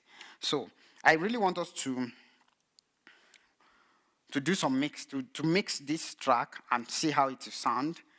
And then at least just to have an idea of maybe when you are alone and you're doing some of these things. But does that answer your question? Yeah. So and I'm still going to say it. That's reemphasize the fact that in an ideal situation, you're supposed to be mixing them separately because, we can mix it and it will sound good here, but it will not sound as good as it is sounding here on live stream. Do you understand? At least with the setup we have, there's another way that we can do group mixing. Group mixing means that you group the drum, you send them to a stereo bus, you group the piano, the keyboard, the other instrument, and you group the BGV vocals. And then, so you'll be able to now group instead of sending this to the main stereo, right? If you notice, if I did not press this one, it won't go. So I'm saying that I'm telling this channel to go into this main stereo. That's what this button is. So if I want it to go to sub, see, it has brought out the beauty. Do you understand? Nah? It's not going anywhere. It's just there. It's just sitting down it's just like your tap. If your tap is closed off, water will not come out. But if you want water to come up in the washroom, you go there, turn on the tap. If you want water to come up in the kitchen, you go there, turn on the tap.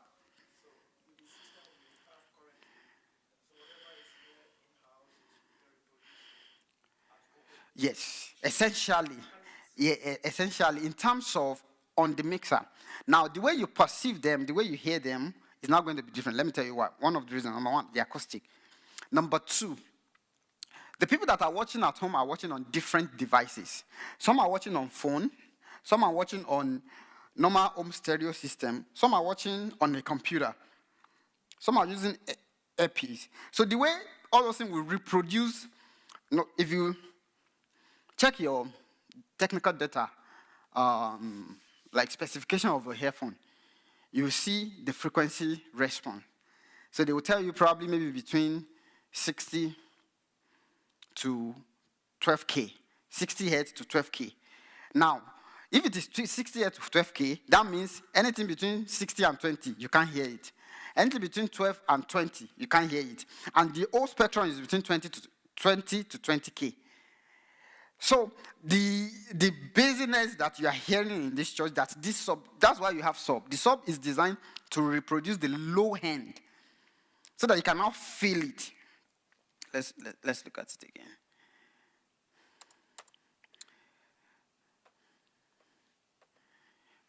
Just give me a minute. You can see that when we turn on the subwoofer, it's as if it brought joy, right? Now, what it brings is you can feel the sound. You're not necessarily hearing the low end. You are now feeling it. Some people feel it in their chest. No, it's. Now you can hear this, right? Do you understand? So you can control how much of it you want. You see, if I increase it, it's moving here, it's vibrating. If someone is at the outside, they will be hearing that because that's the low end. So let's see how we can just mix this, and I won't increase it too much. We are still hearing that snare, but we don't want to kill it too much. In terms of, and then I normally put a little bit of high hand just to hear the slap. Just to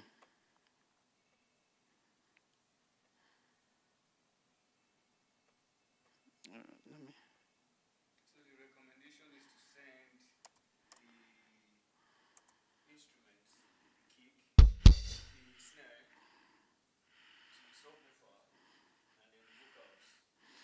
No, not necessarily that. The instrument that has more of low end, send them to the speaker that will reproduce them properly. Because if you notice, where is that? I just want to go back to that kick.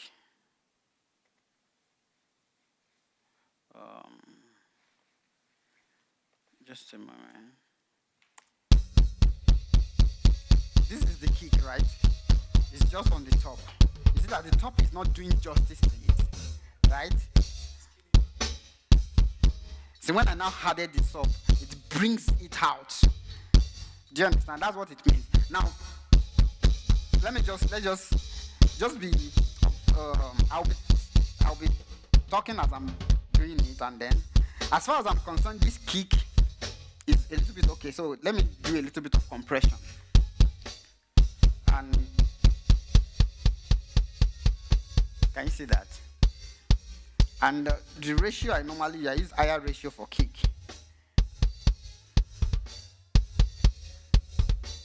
I don't want to over compress it, but I think this compression is. See the difference? Now, so what do? I compensate for this. Now, if you go and listen to it online now, it will sound a little bit more better. It's more dynamic now. So, and it sounds like, by the time I put everything together, so if I take this out,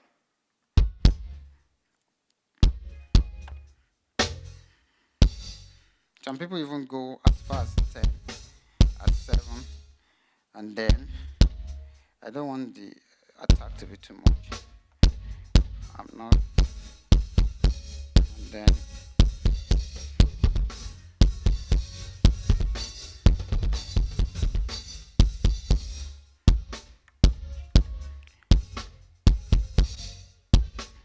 remember this? Do you remember this? Yeah, we won't see the effect until. So, unfortunately, the snare is not coming here. Let me open another one. I think the first one I was playing the other time, the snare was really coming out. Let's see.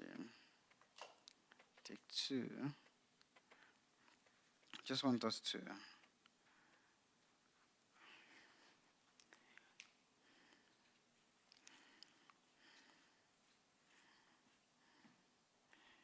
Okay.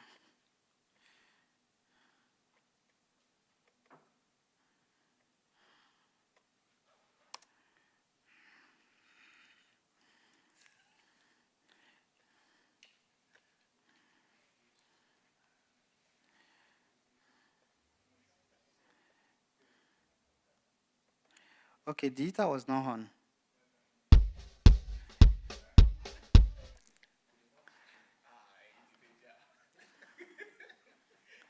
I was feeling it. That is.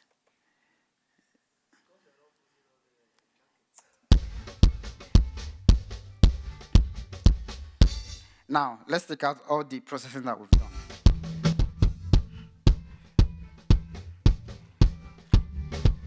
I've taken out the gate, the compressor. Now, gate comes in, cleans it up.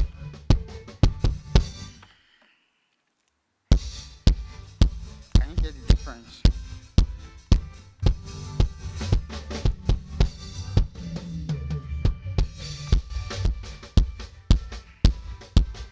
Can you, this is more defined. Good. Okay. Now, so let's move to the next one. I'll put this one down just now. Okay. That's it. Now this is snare, right? Let's see. I wouldn't want to get the snare, essentially. Not if not for those background. Can you hear those background? Just for this purpose. It's quiet now. You can't hear those. Can you hear the?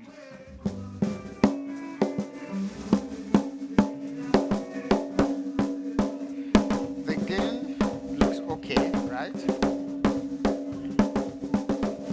And most time when I'm mixing snare, I mix it. I put in the kick just to hear how they sound together, right? So the snare is not. We've not even done anything. I'll clean it up a little bit, because if you notice, look at this.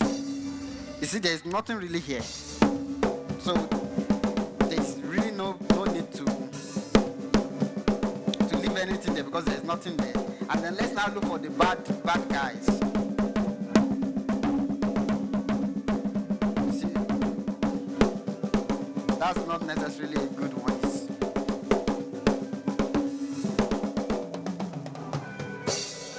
Just look, what we're doing is we're looking for what is bad. I'm hoping I can see.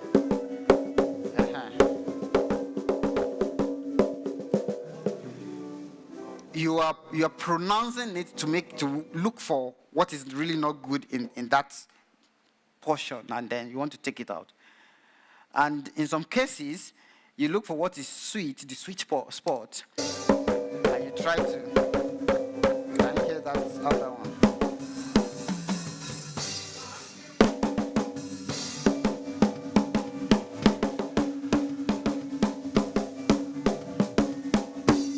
Can you hear that ringing? That is somewhere around here.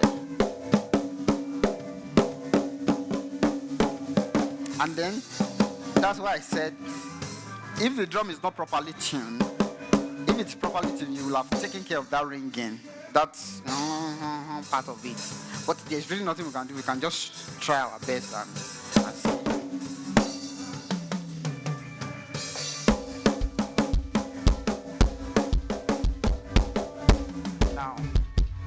See, by the time you introduce kick into it, notice I did not necessarily send my snare to the sub. I really don't need it. It won't make any. See what I cut off. I cut up to like close to 80. So I really don't need it. Especially for this room, right? We are mixing for this room. Although we have to mind that. Eventually, I'll go and listen to the live stream, and that's what I do every Sunday. You listen to your live stream, you say, okay, what can we do to improve it, right? Yeah. So if you can see the kick and it's making sense. Like it's like if you are cooking jollof rice, you just put rice on the fire, right? You are adding all the condiments. You know, people that are cooking are looking at that. You don't cook rice first. I don't know. But yeah, we are getting there. So let's see. I want to look for where all the other ones come.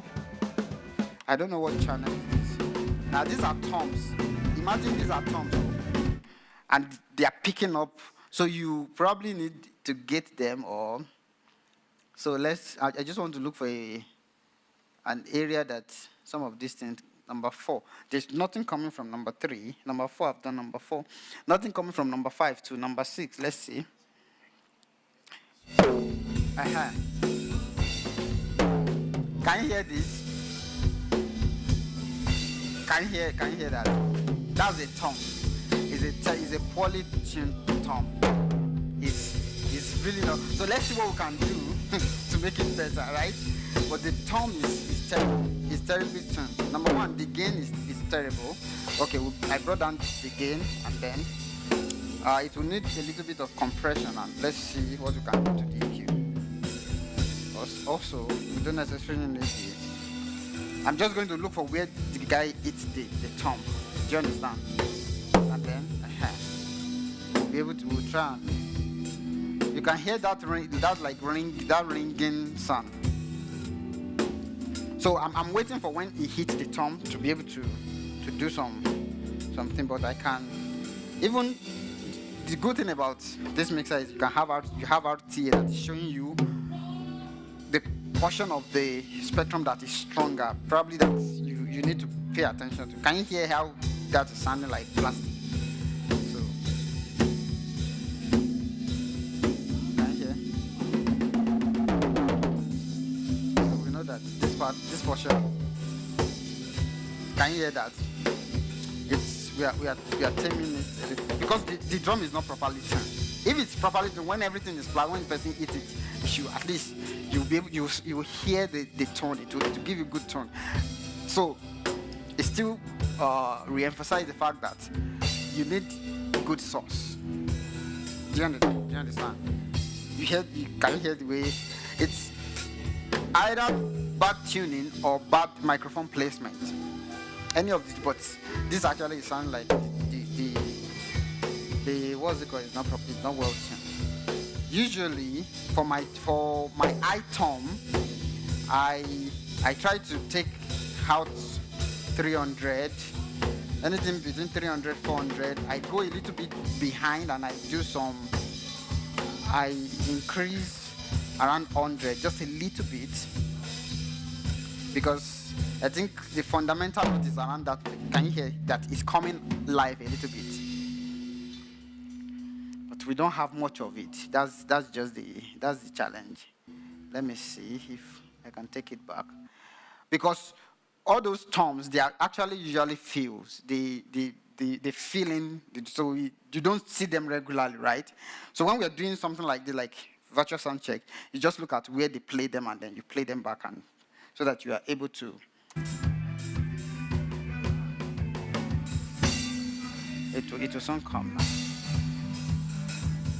And then we can probably use a little bit of gate to clean up that. Can you hear that? It sounds better now. It's coming a little bit. It's making more sense now. And then you can use a little bit of compression to help the dynamic, because depending on how the drummer is hitting the drum, you have those spikes and you want to tame them a little bit. So I use probably about 5-to-1 ratio here, because you don't want to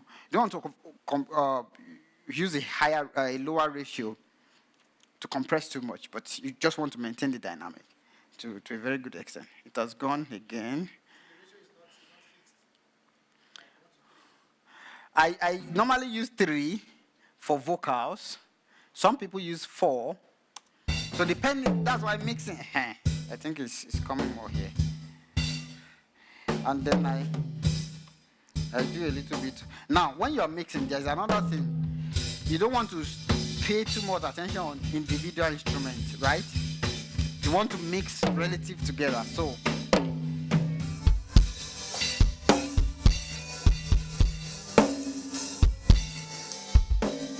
I just brought in. The tom is not yet there, but we can't spend the whole day on it. But we just want to make something good out of it. That's all.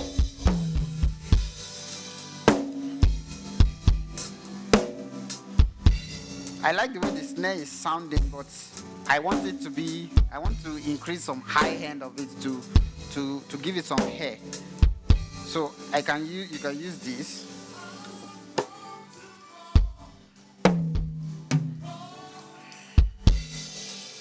Now look at my level. I'm around 5 dB in terms of fader, and I'm still okay.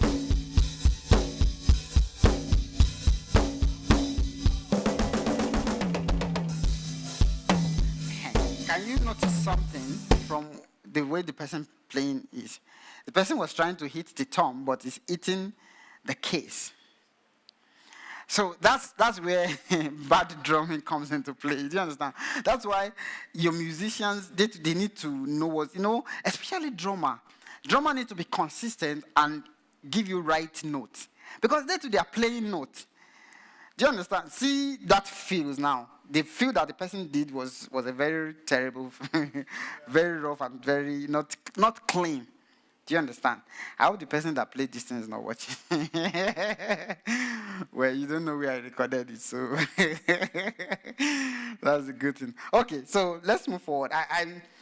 That's why drums can really mess you up and take a whole lot of time. But let's see. This is another one. This is another.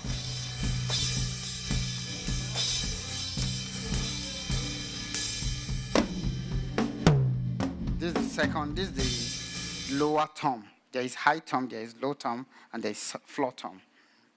If it is well tuned, you don't need to. That's why drum tuning. Oh my God, you can't overemphasize it. There is nothing you can. You can't. It makes your life easier as a mixing guy. You have okay. I was going to look for where I'll just put it here. I just want, instead of going up and down, let me just keep it within this time period. I think, yeah. Okay. So we've done the key.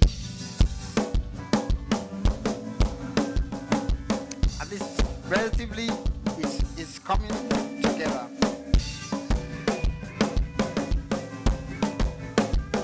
So I'll do some compression to my tom, because the way this tom is sounding is I need to be able to take it and then look out for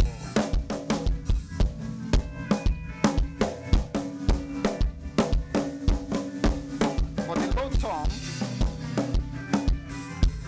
Mid side is what is usually, because is a low tom. It's the low mid is somewhere I pay close attention to be able to do. Can you hear the tune now? Yeah, at least they are coming live. Okay, so let's mute. We've done. I don't think we have hi-hat here, so I will have. I think this should be hi-hat, number 5. It's supposed to be hi-hat, but I'm not sure, so we'll leave that out. And then,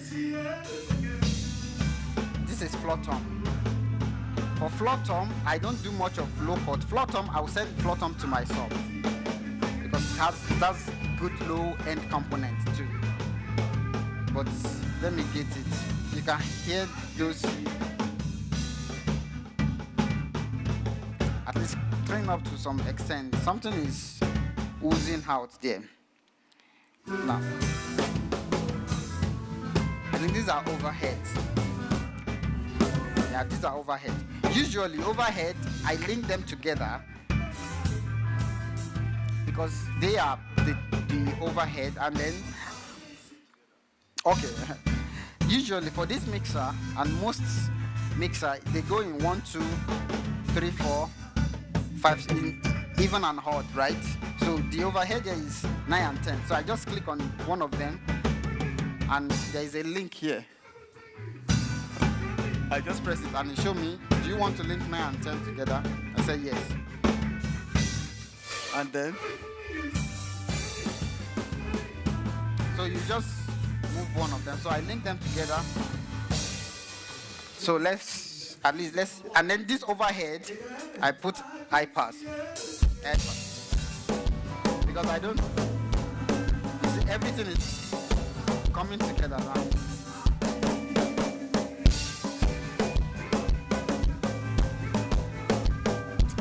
What else? Some people put some compression to overhead, but in some cases, I personally don't. Okay. Let me do this. I want to. Now, number one is my electric guitar. This has been taken through effects from the amp, right? So. A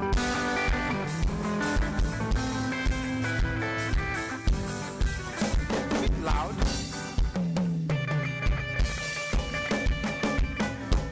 Now, yeah, you're feeling it, right? Those guys, they are actually.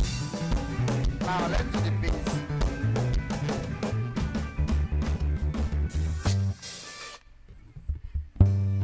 Now, this is bass. Now, this is also one very important part of the groove. This guy actually gives me very good groove, like in terms of the bass. He knows what he's doing. So, let's see how we can mix the. Now, look at the bass.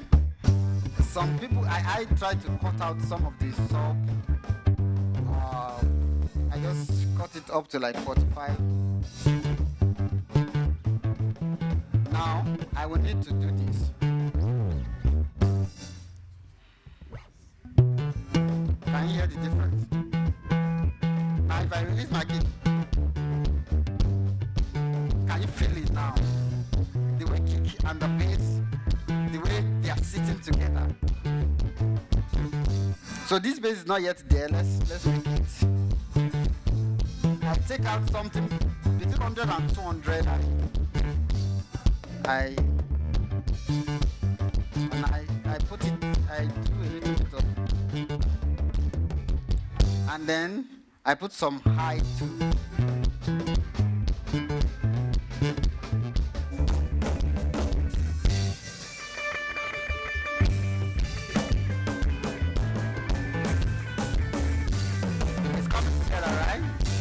Now, what I will do now is, instead of muting each one, I will group mute them.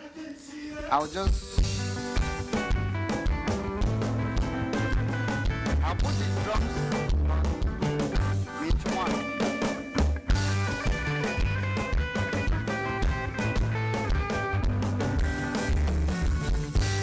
And I will put the bass guitar and the electric guitar on group two. So I can. You see, I can just mute everything from. So, at least we are getting there, right? We are just building the mix. When you are cutting this, because of the experience, Yeah. What I'm doing, yeah. What I'm doing is called Guerilla Mixing. Now, the rule of thumb, I think we've actually talked about the rule. For example, let's look at the bass. Now, look at this. Yeah. from what I can understand, from what you've been doing, Use your microphone so that we can hear you. From what you've been doing and Okay. from what you've been showing us on the screen there. Yeah. So you look at each instrument, and that graph kind of tells you where to start from. So where you start your cutting from. So if you don't see any bar around that side, then you know you cut up to that level. Right? Yeah, that's at the level of RTA. What you said is very accurate, but the ultimate is still what you hear. Do you understand? Like I said, mixing is like you're painting. You know, when you look at some painting, you say, "What is this person paint?" But when you see people that understand what they paint, they will, this painting. So, but generally speaking, you should be able to mix that for everyone. At least, not everybody will like your mix. Not everybody will be able to say that's a good mix. Some people will criticize. Do you understand? But there is a barest minimum that if you follow the rule of thumb, you will still be able to achieve something meaningful. Now, we are still mixing dry, I've not even started doing effects. Now, when I just want us to actually see what is obtainable. That's why I'm going through it. But the rule of thumb is, I think I've shown you that. For example, let's take this bass.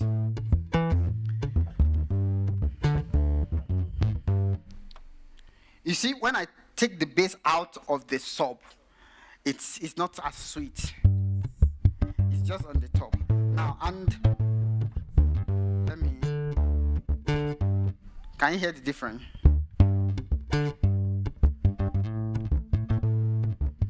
It's subtle, but it's there. What I did is I took out the ones that I think is not good, and I increased the one that I think is good. It will make it sound better. But what brings out the beauty? Do you understand? The guy really knows what he's doing. Now, when you now hear it together with the kick.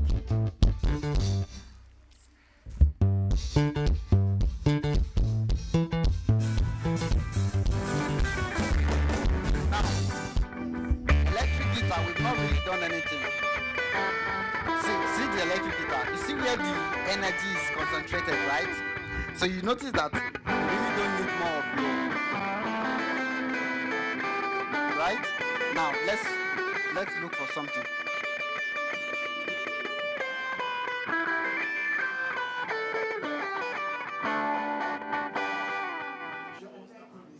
Which one?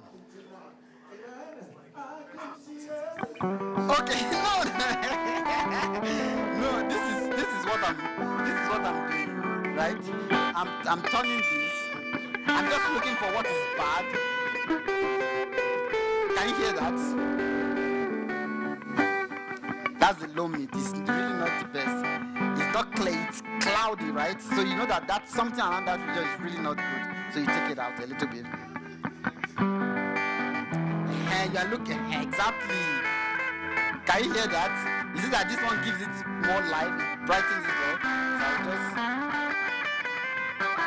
now, I'm still mixing alone. Now, when you are doing this, you want to be going back and forth and see how it sounds together with.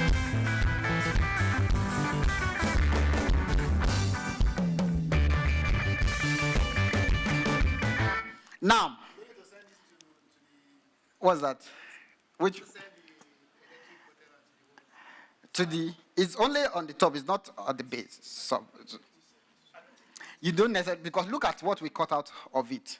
Can you see what we cut out of it? This is in itself is telling you that you necessarily don't need low end from it.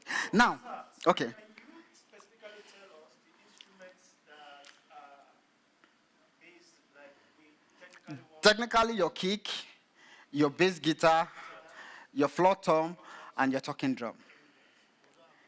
You don't have talking drum. So at least those four, they have sizable amount of low end that your sub will be able to represent them properly.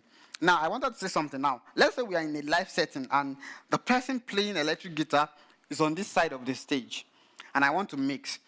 I will pan it a little bit to that side so that when people that are watching the person live, they hear him more on the left side of the speaker, because that will affect the psychology, the way they are picturing the stage, because that's where the person is. So, I was talking about 3-dimension mixing the other time. We have about 10 more minutes, or we'll be able to do something. So that's what you do, right, sir? Should we continue? Yeah, I have to be somewhere by 4, but we'll probably... I want us to get this mix to some point. Now, that's what I'm trying to say. So, the electric that you pan him to, so that if you are sitting in the congregation and you are listening in stereo mode, your mind, what you're seeing is in the left. So, it's agreeing with what you are hearing. Do you understand? Now, the vocals, we'll get to the vocals too. So, the person here, if you check your mix up, I pan this person here, so that it comes more here. This person here comes more here. And then, in that case, you are given space in your stereo mixing, right? So everything is not just in the center. Because if everything is in the center, it will clog up and then That separation. That's why when you listen to well-mixed studio song, when you put your headphone, you notice that you hear something in your right ear, you don't hear it in your left ear. That's panning. So how do we do panning? Panning is here. I like this brother. so let's go to your home. Now, when you select and you're at home, you will see your panning is here. It's on the left, right, this place. So on top of it, you see pan. So this electric guitar, I will just pan it a little bit to my left. I just assuming the person is playing to the, so I just pan it to -30. So let's hear the difference. You won't know. You will hear it more on that speaker than this. Wait, let me. Is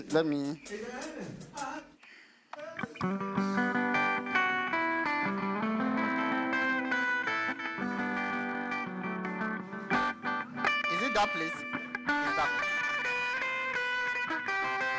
I can't hear you here. Now, imagine if there are now two guitarists. One is there, one is here. So I can pan one left, I can pan one right, and then the representation will make more sense when you now hear it. So those are some of the tricks when we get to the vocals, you will see it will be more. So when I was talking about 3D, so what I do is I'll pan the vocals, and then I will now put reverb on it. So reverb will send them back in the mix, and then panning will put them in a position. So when you hear it in the stereo, it makes more sense. So those are this thing I just told you now, you're supposed to pay $1 million. But these are the tricks that makes your mix more interesting and more professional. So we are doing the, let's go to the piano. This is just now. I think the gain for this one is okay. The gain is okay. Yeah, play. The gain is okay, right? The gain is good. Low cut. Let's see. Now look at it. Once it plays, can you see this?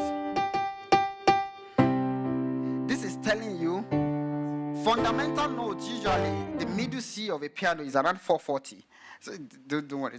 Those are some music theory. So I will cut it a little bit. I don't necessarily send it, except maybe the person that's playing piano is playing bass line. Then that's when I will release this. But if you have bass, you don't necessarily need to send it to and then I don't, except if I have a very crazy pianist. I don't use compression much on piano, except I need to maintain a good dynamic and bring the volume up. So I use this, and I use the gain on the compression to bring the volume a little bit, or to make it more present. If I didn't get that. Yeah, because even the piano itself has some buttons that if you set them properly, you don't really need to do much here. Do you understand? He has his own. You can do some. Is it release, some sustain? You can if the person that if someone knows how to operate this very well, he can give you a very good sound that you just need to. The only thing you need to put is high pass filter, and everything will be fine. I mean, it sounds good as far as I'm concerned.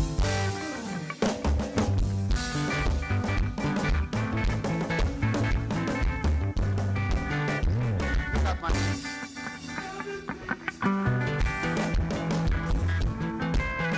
The piano is not coming because the person is not playing at this point.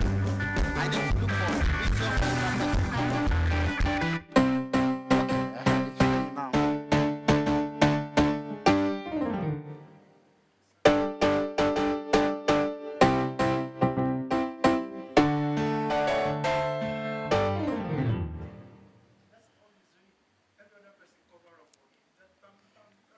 Yeah. So that's the second guy.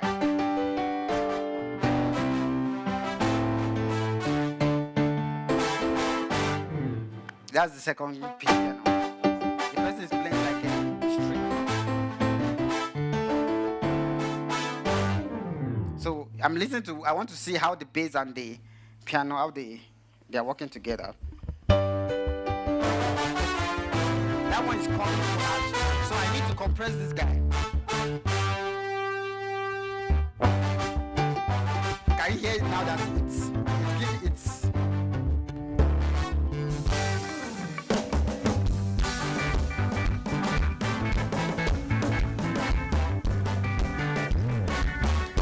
I know that everything is there, but they are not comparing. They are balancing together, right?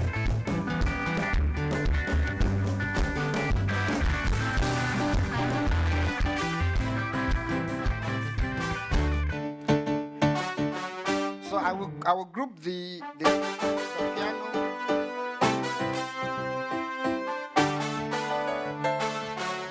I'll put them on solo 3. So that I can. I hope the operators, I hope our audio online is good. Okay, good, thank you. Because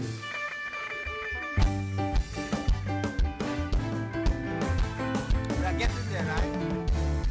So I personally deal with instrument first before I now go to the vocal. So let's go to the vocal. So we'll deal with the lead vocal first. Come on, say turning around. We've already done our low pass. I can see everything. Or low cut. Turn it. Come on. Now, Come on. look at on. this. Turning around. For vocals, I your can low see end and low mid is usually what I deal with. Turning around. Can you hear that? Everything is turning around for my good. Can you hear? Everything is turning around. Can you hear the difference? For my good. What the devil meant for evil, God got in the glory out of it. Can you hear the difference? Everything is turning around for my. I can see everything. If I want to give it a little bit of hair, everything, though. like just. I can see. Although in a live situation I may not do this, depending on how my PA is tuned. Remember, I said that again. Break it down. But because I wanted to give it a little bit more turning. Now, turning.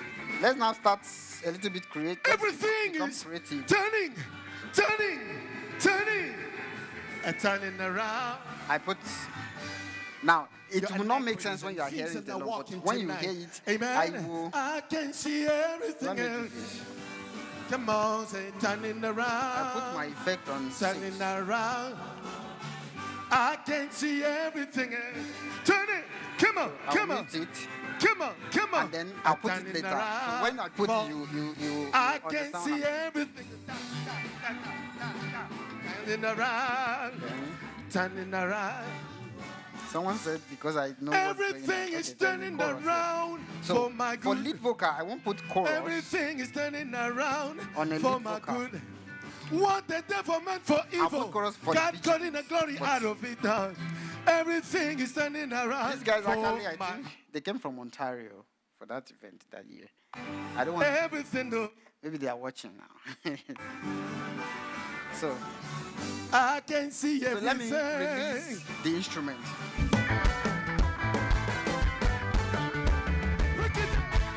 Say with me. Everything is turning. What do you notice in the mix? I just want to hear your opinion. It's not a right or let me play it again. Turning around. Your inequities and things that are walking tonight. Amen. I can see everything.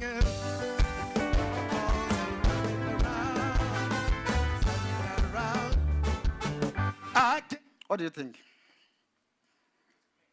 It's clean? Okay. I want you to critique it. What do you think is right? What do you think is not right? Yeah. It's a bit loud. Okay.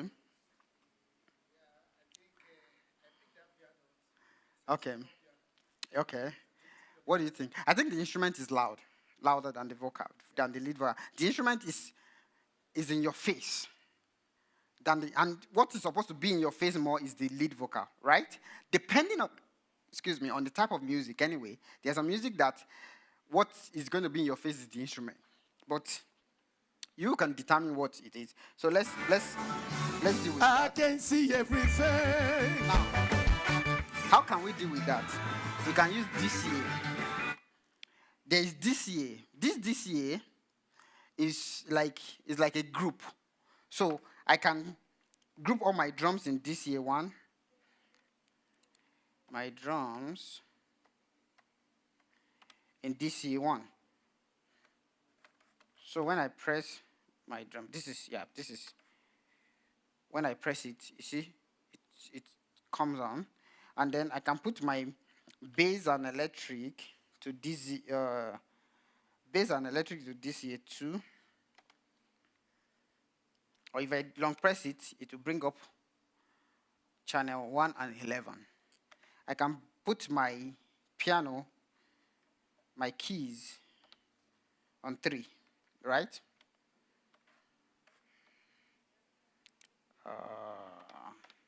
Yeah. So now look at what will happen. Everything is turning around for my. I can see everything, everything though. Do you see what I did? So I pushed every other ring back and I brought the lead forward. Do you understand?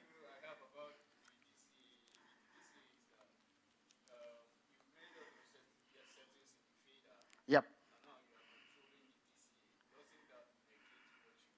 No, it's not negating. What it does is, instead of me coming to now reducing the drums one after the other, I can use one button to read. If I've mixed my drum properly, if the drum is mixed, is balanced, what I'm reducing, I'm just reducing the overall level of the drum in the mix.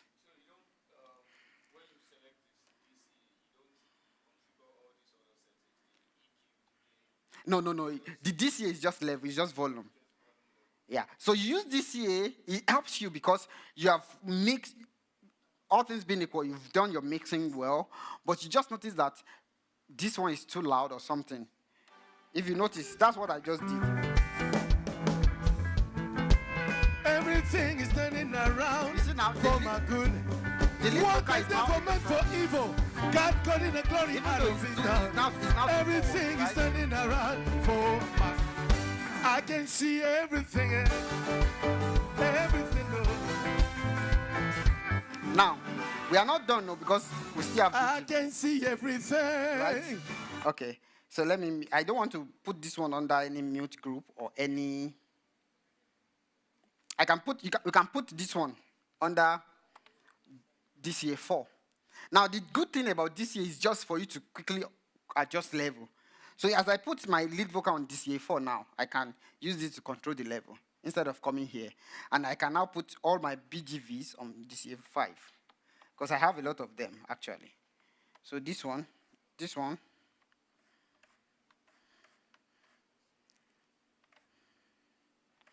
where are you? DCA 5. Okay, yeah, they are all done. So, at least to some level, we are able to, we are getting there, right? So let's quickly deal with backups. Turning around for my. Now, this is where the secret becomes open. And I did some multi-track recording. And when I was listening back to it, in my studio, I was just like, okay, let me even do some mixing. I started realizing that some people were not actually singing. They just tune him out. so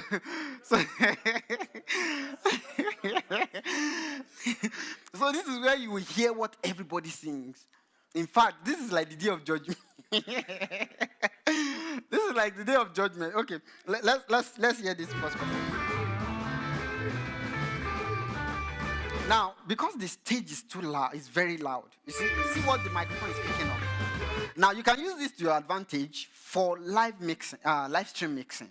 What advantage you use this one for is that when you are mixing for live stream, we normally encourage that you have room microphone. That is, you put condenser microphone in the room, so that the people that are listening to you online, they won't just fix. It won't be like you are mixing in a box. It will sound live to them. So they will be able to know what's going on in the room. But with this, in this case, you don't even need that because your microphone is already picking up. Turning around for my good. Can you hear that? You can hear the voice of the gain is good, right? Low cut.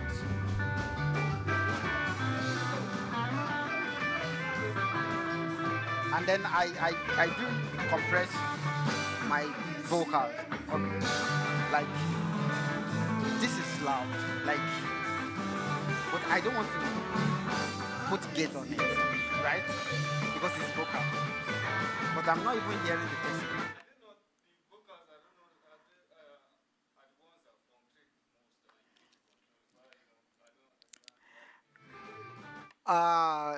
I will put a compressor on it, but I won't put a gate on it.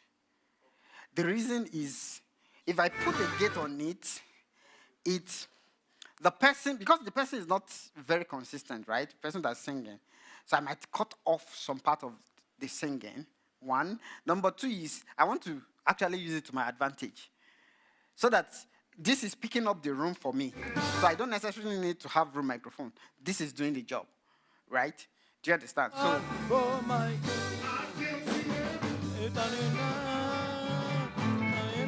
can you hear?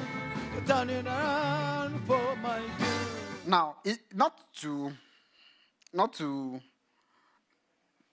to talk down on whoever is these voices. I don't even know the person. I don't know if I see the person tomorrow I would recognize. But this is what we do. That's why vocals is a major thing. And I'm appealing, if you're watching, if you're in the choir or in the worship team, we need to do better, especially in terms of vocals.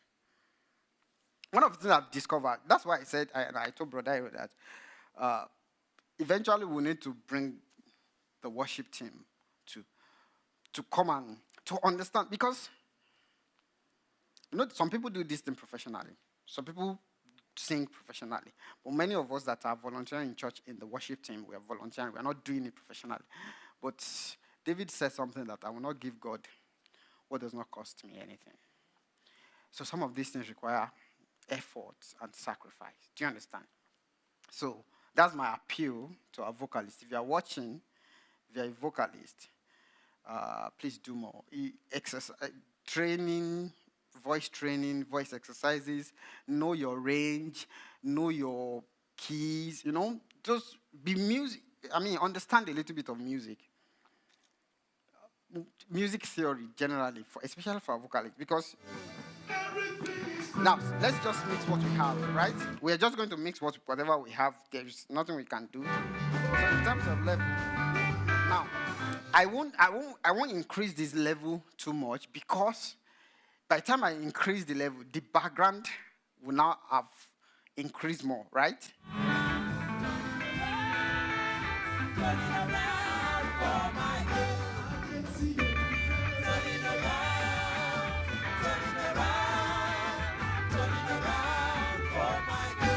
I've not done any processing. That's just the raw. So I will just quickly do high pass for all of them.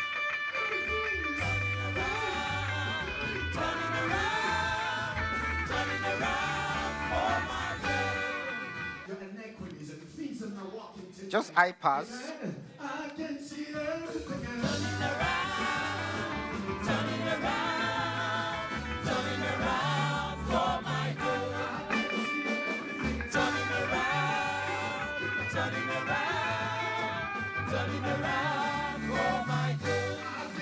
Did you see that the high pass alone has even done a lot of cleaning up, right? Turning around for my good. Everything is turning around for my good. Everything is turning around for my good. What the devil meant for evil, God got in the glory out of it now. Everything is turning around for my good. I can see everything turning around, turning around for my good. I can see everything. I will put them on mute, group 4, all of them now. And then, this is what I would do with 4. All these things that I'm doing is just to make my workflow easier, right? So I can easily mute all of them at once, right? And then bring them up. And then I have this DC also to control them, right? I can see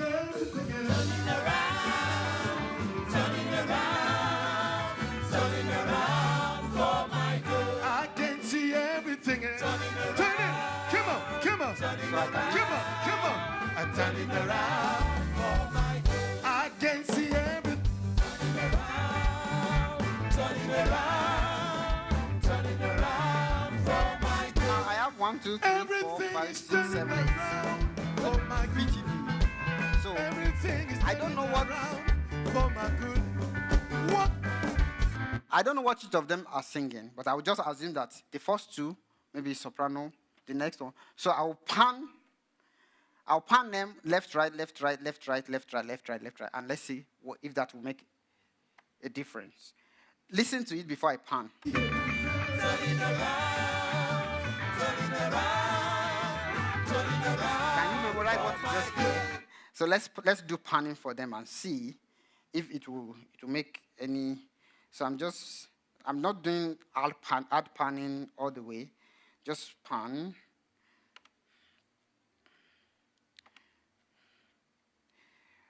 And I'm not putting all of them at the same point. I do maybe 70-70, and then I do 60 or 50-50, 50-50, and then I'm just trying to place them in my stereo space, right? Maybe 45 here, 46 here, just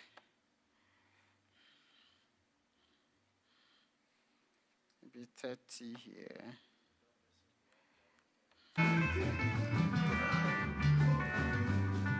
What the devil meant for evil, God got in the glory out of it.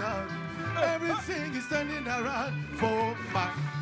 I can see everything. Everything turning around for my. I can see everything. It sounds more surround. Now, I'll do Look at it. Say with me. Everything is turning.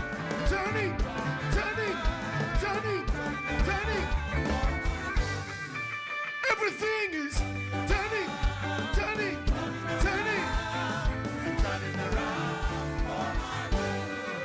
Your inequities and things that are walking tonight.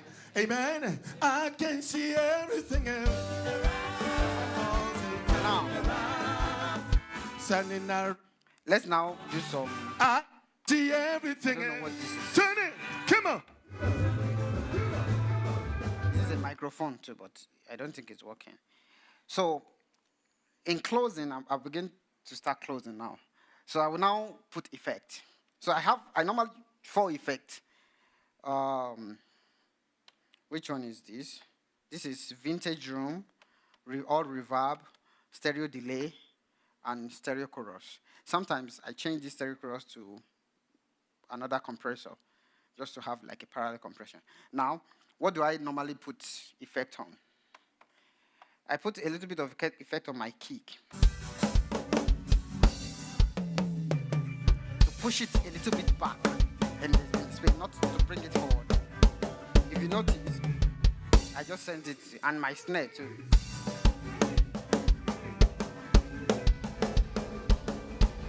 Can you hear that?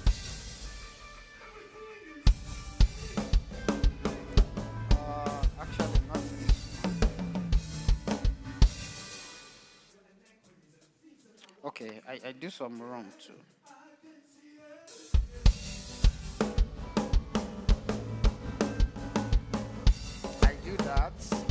Maybe a little bit on electric guitar, and then my vocals. My VGVs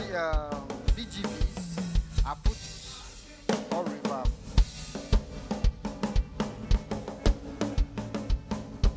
Pan and reverb.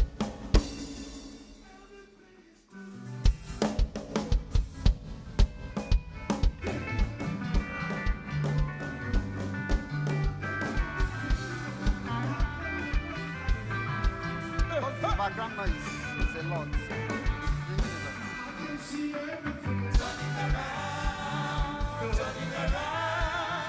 Turning around.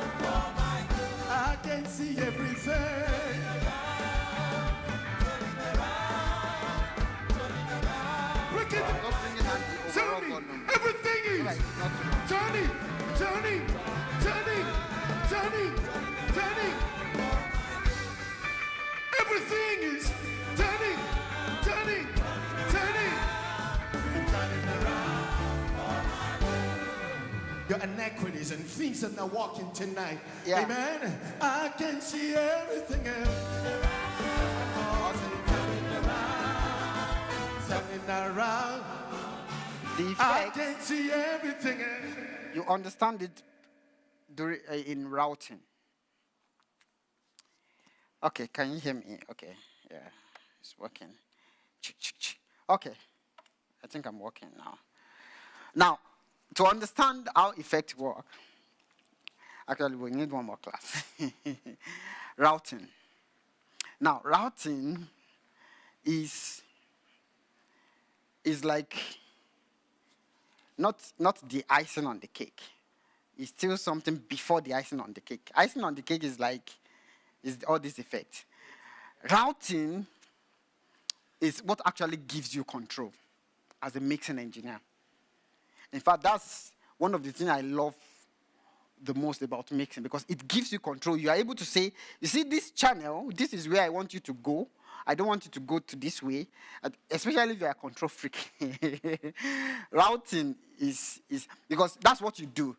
You tell. So what we do in effect is that we say, I'm sending. So there is what we call effect send and return. Don't let even go into the details. But it's under routing. It's the way you tell your signal to move around in your board. So that's another aspect of effect. Now, what reverb delay? I wanted to show you some form of delay. Let me put a delay on this guy, and then just show you.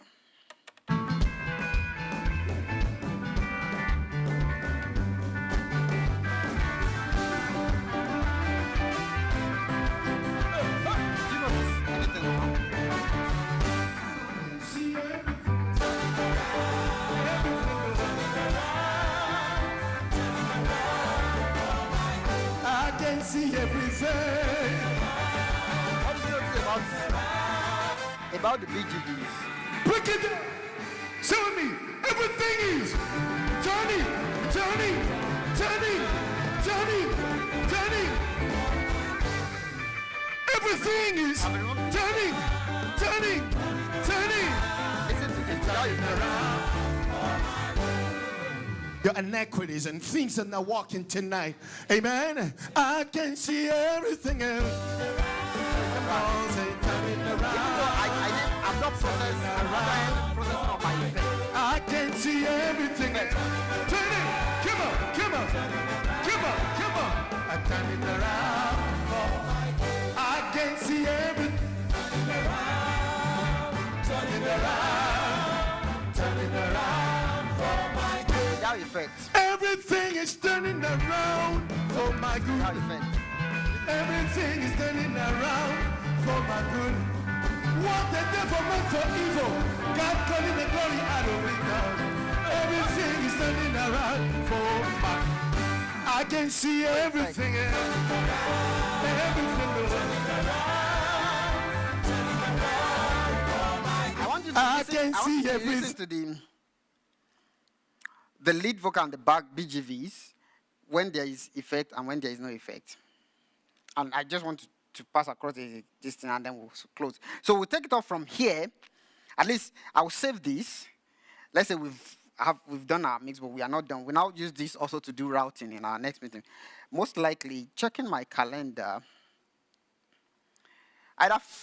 you said first Saturday doesn't work, right? So it will be last Saturday in November.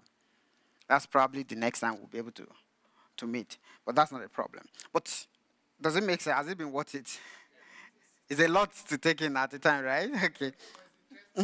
Now, so let's do that again.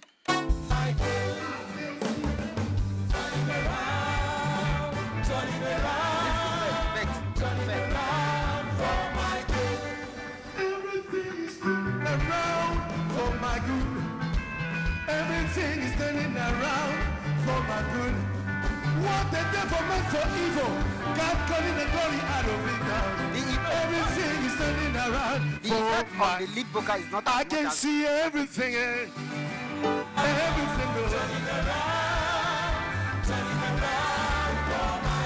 I can see everything.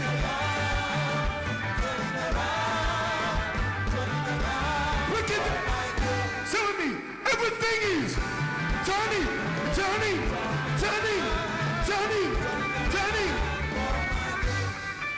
Everything is turning and turning around.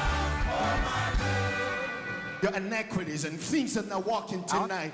Amen. I can see everything. Come on, say turning around. I can see everything. Turning. Come on. I'm turning around. I can see everything. Turning around. Everything is turning around for my good. Everything is turning around for my good. but just What the devil meant for evil. just we'll stop here. Don't let's, because if you leave me, we can continue. I've not done any processing on my effect, so please note it down. What we are going to do next time is just perfect this. This is going to be saved. I've already saved it on what's it called? Training. Training 2. Yeah, I've saved it on training 2. We'll just perfect it because there's still some moddiness. Some things are still moddy.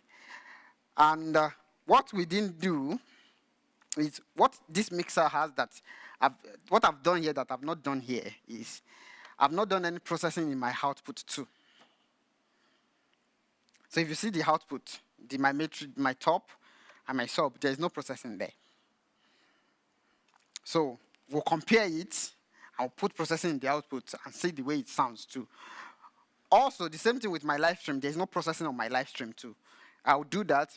We hear it. At least this is recorded on live stream. So we'll make all those comparisons and then we'll perfect this mix and then go to routing. Please note it down. Routing. Because under routing, that's when we now understand how the effect works. How the effect works and how you mix your stage, your in-ear monitors for your instrumentalist. So that's when we'll understand that. Operators, can you put our contact online, that picture? So if you are watching us online and you want us to come and do something like this for your tech group, this is part of what we do. We train people. It's been interesting.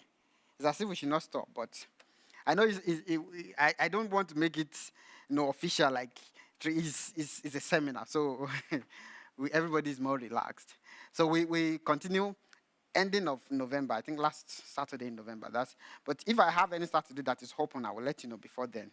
Because it's going to be this is last ending of October, right? So that we don't forget everything. But anyways, now the good thing is you guys have this type of mixer, so you can practice everything we've done here. I can, if you want, if you have a computer, I can install the software I use, give you these files to practice. So if you are interested, you can just come to church, connect it, and just do your own practice, do your own mixing. That won't even affect whatever you have on for church, right? Yeah, you can set up another. The good thing about digital mixer is, I have my own setting in church. The youth church, they have their own setting. So when we are done with our church, I will take my own setting. I will put their own setting to it. Do you understand? So everybody can work separately without affecting one another. So I think, so do we have that online? And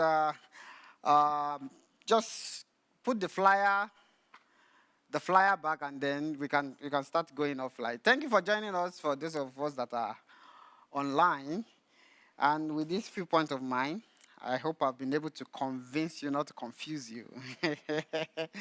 All right. Thank you very much, and Have a lovely day. See you sometimes in November.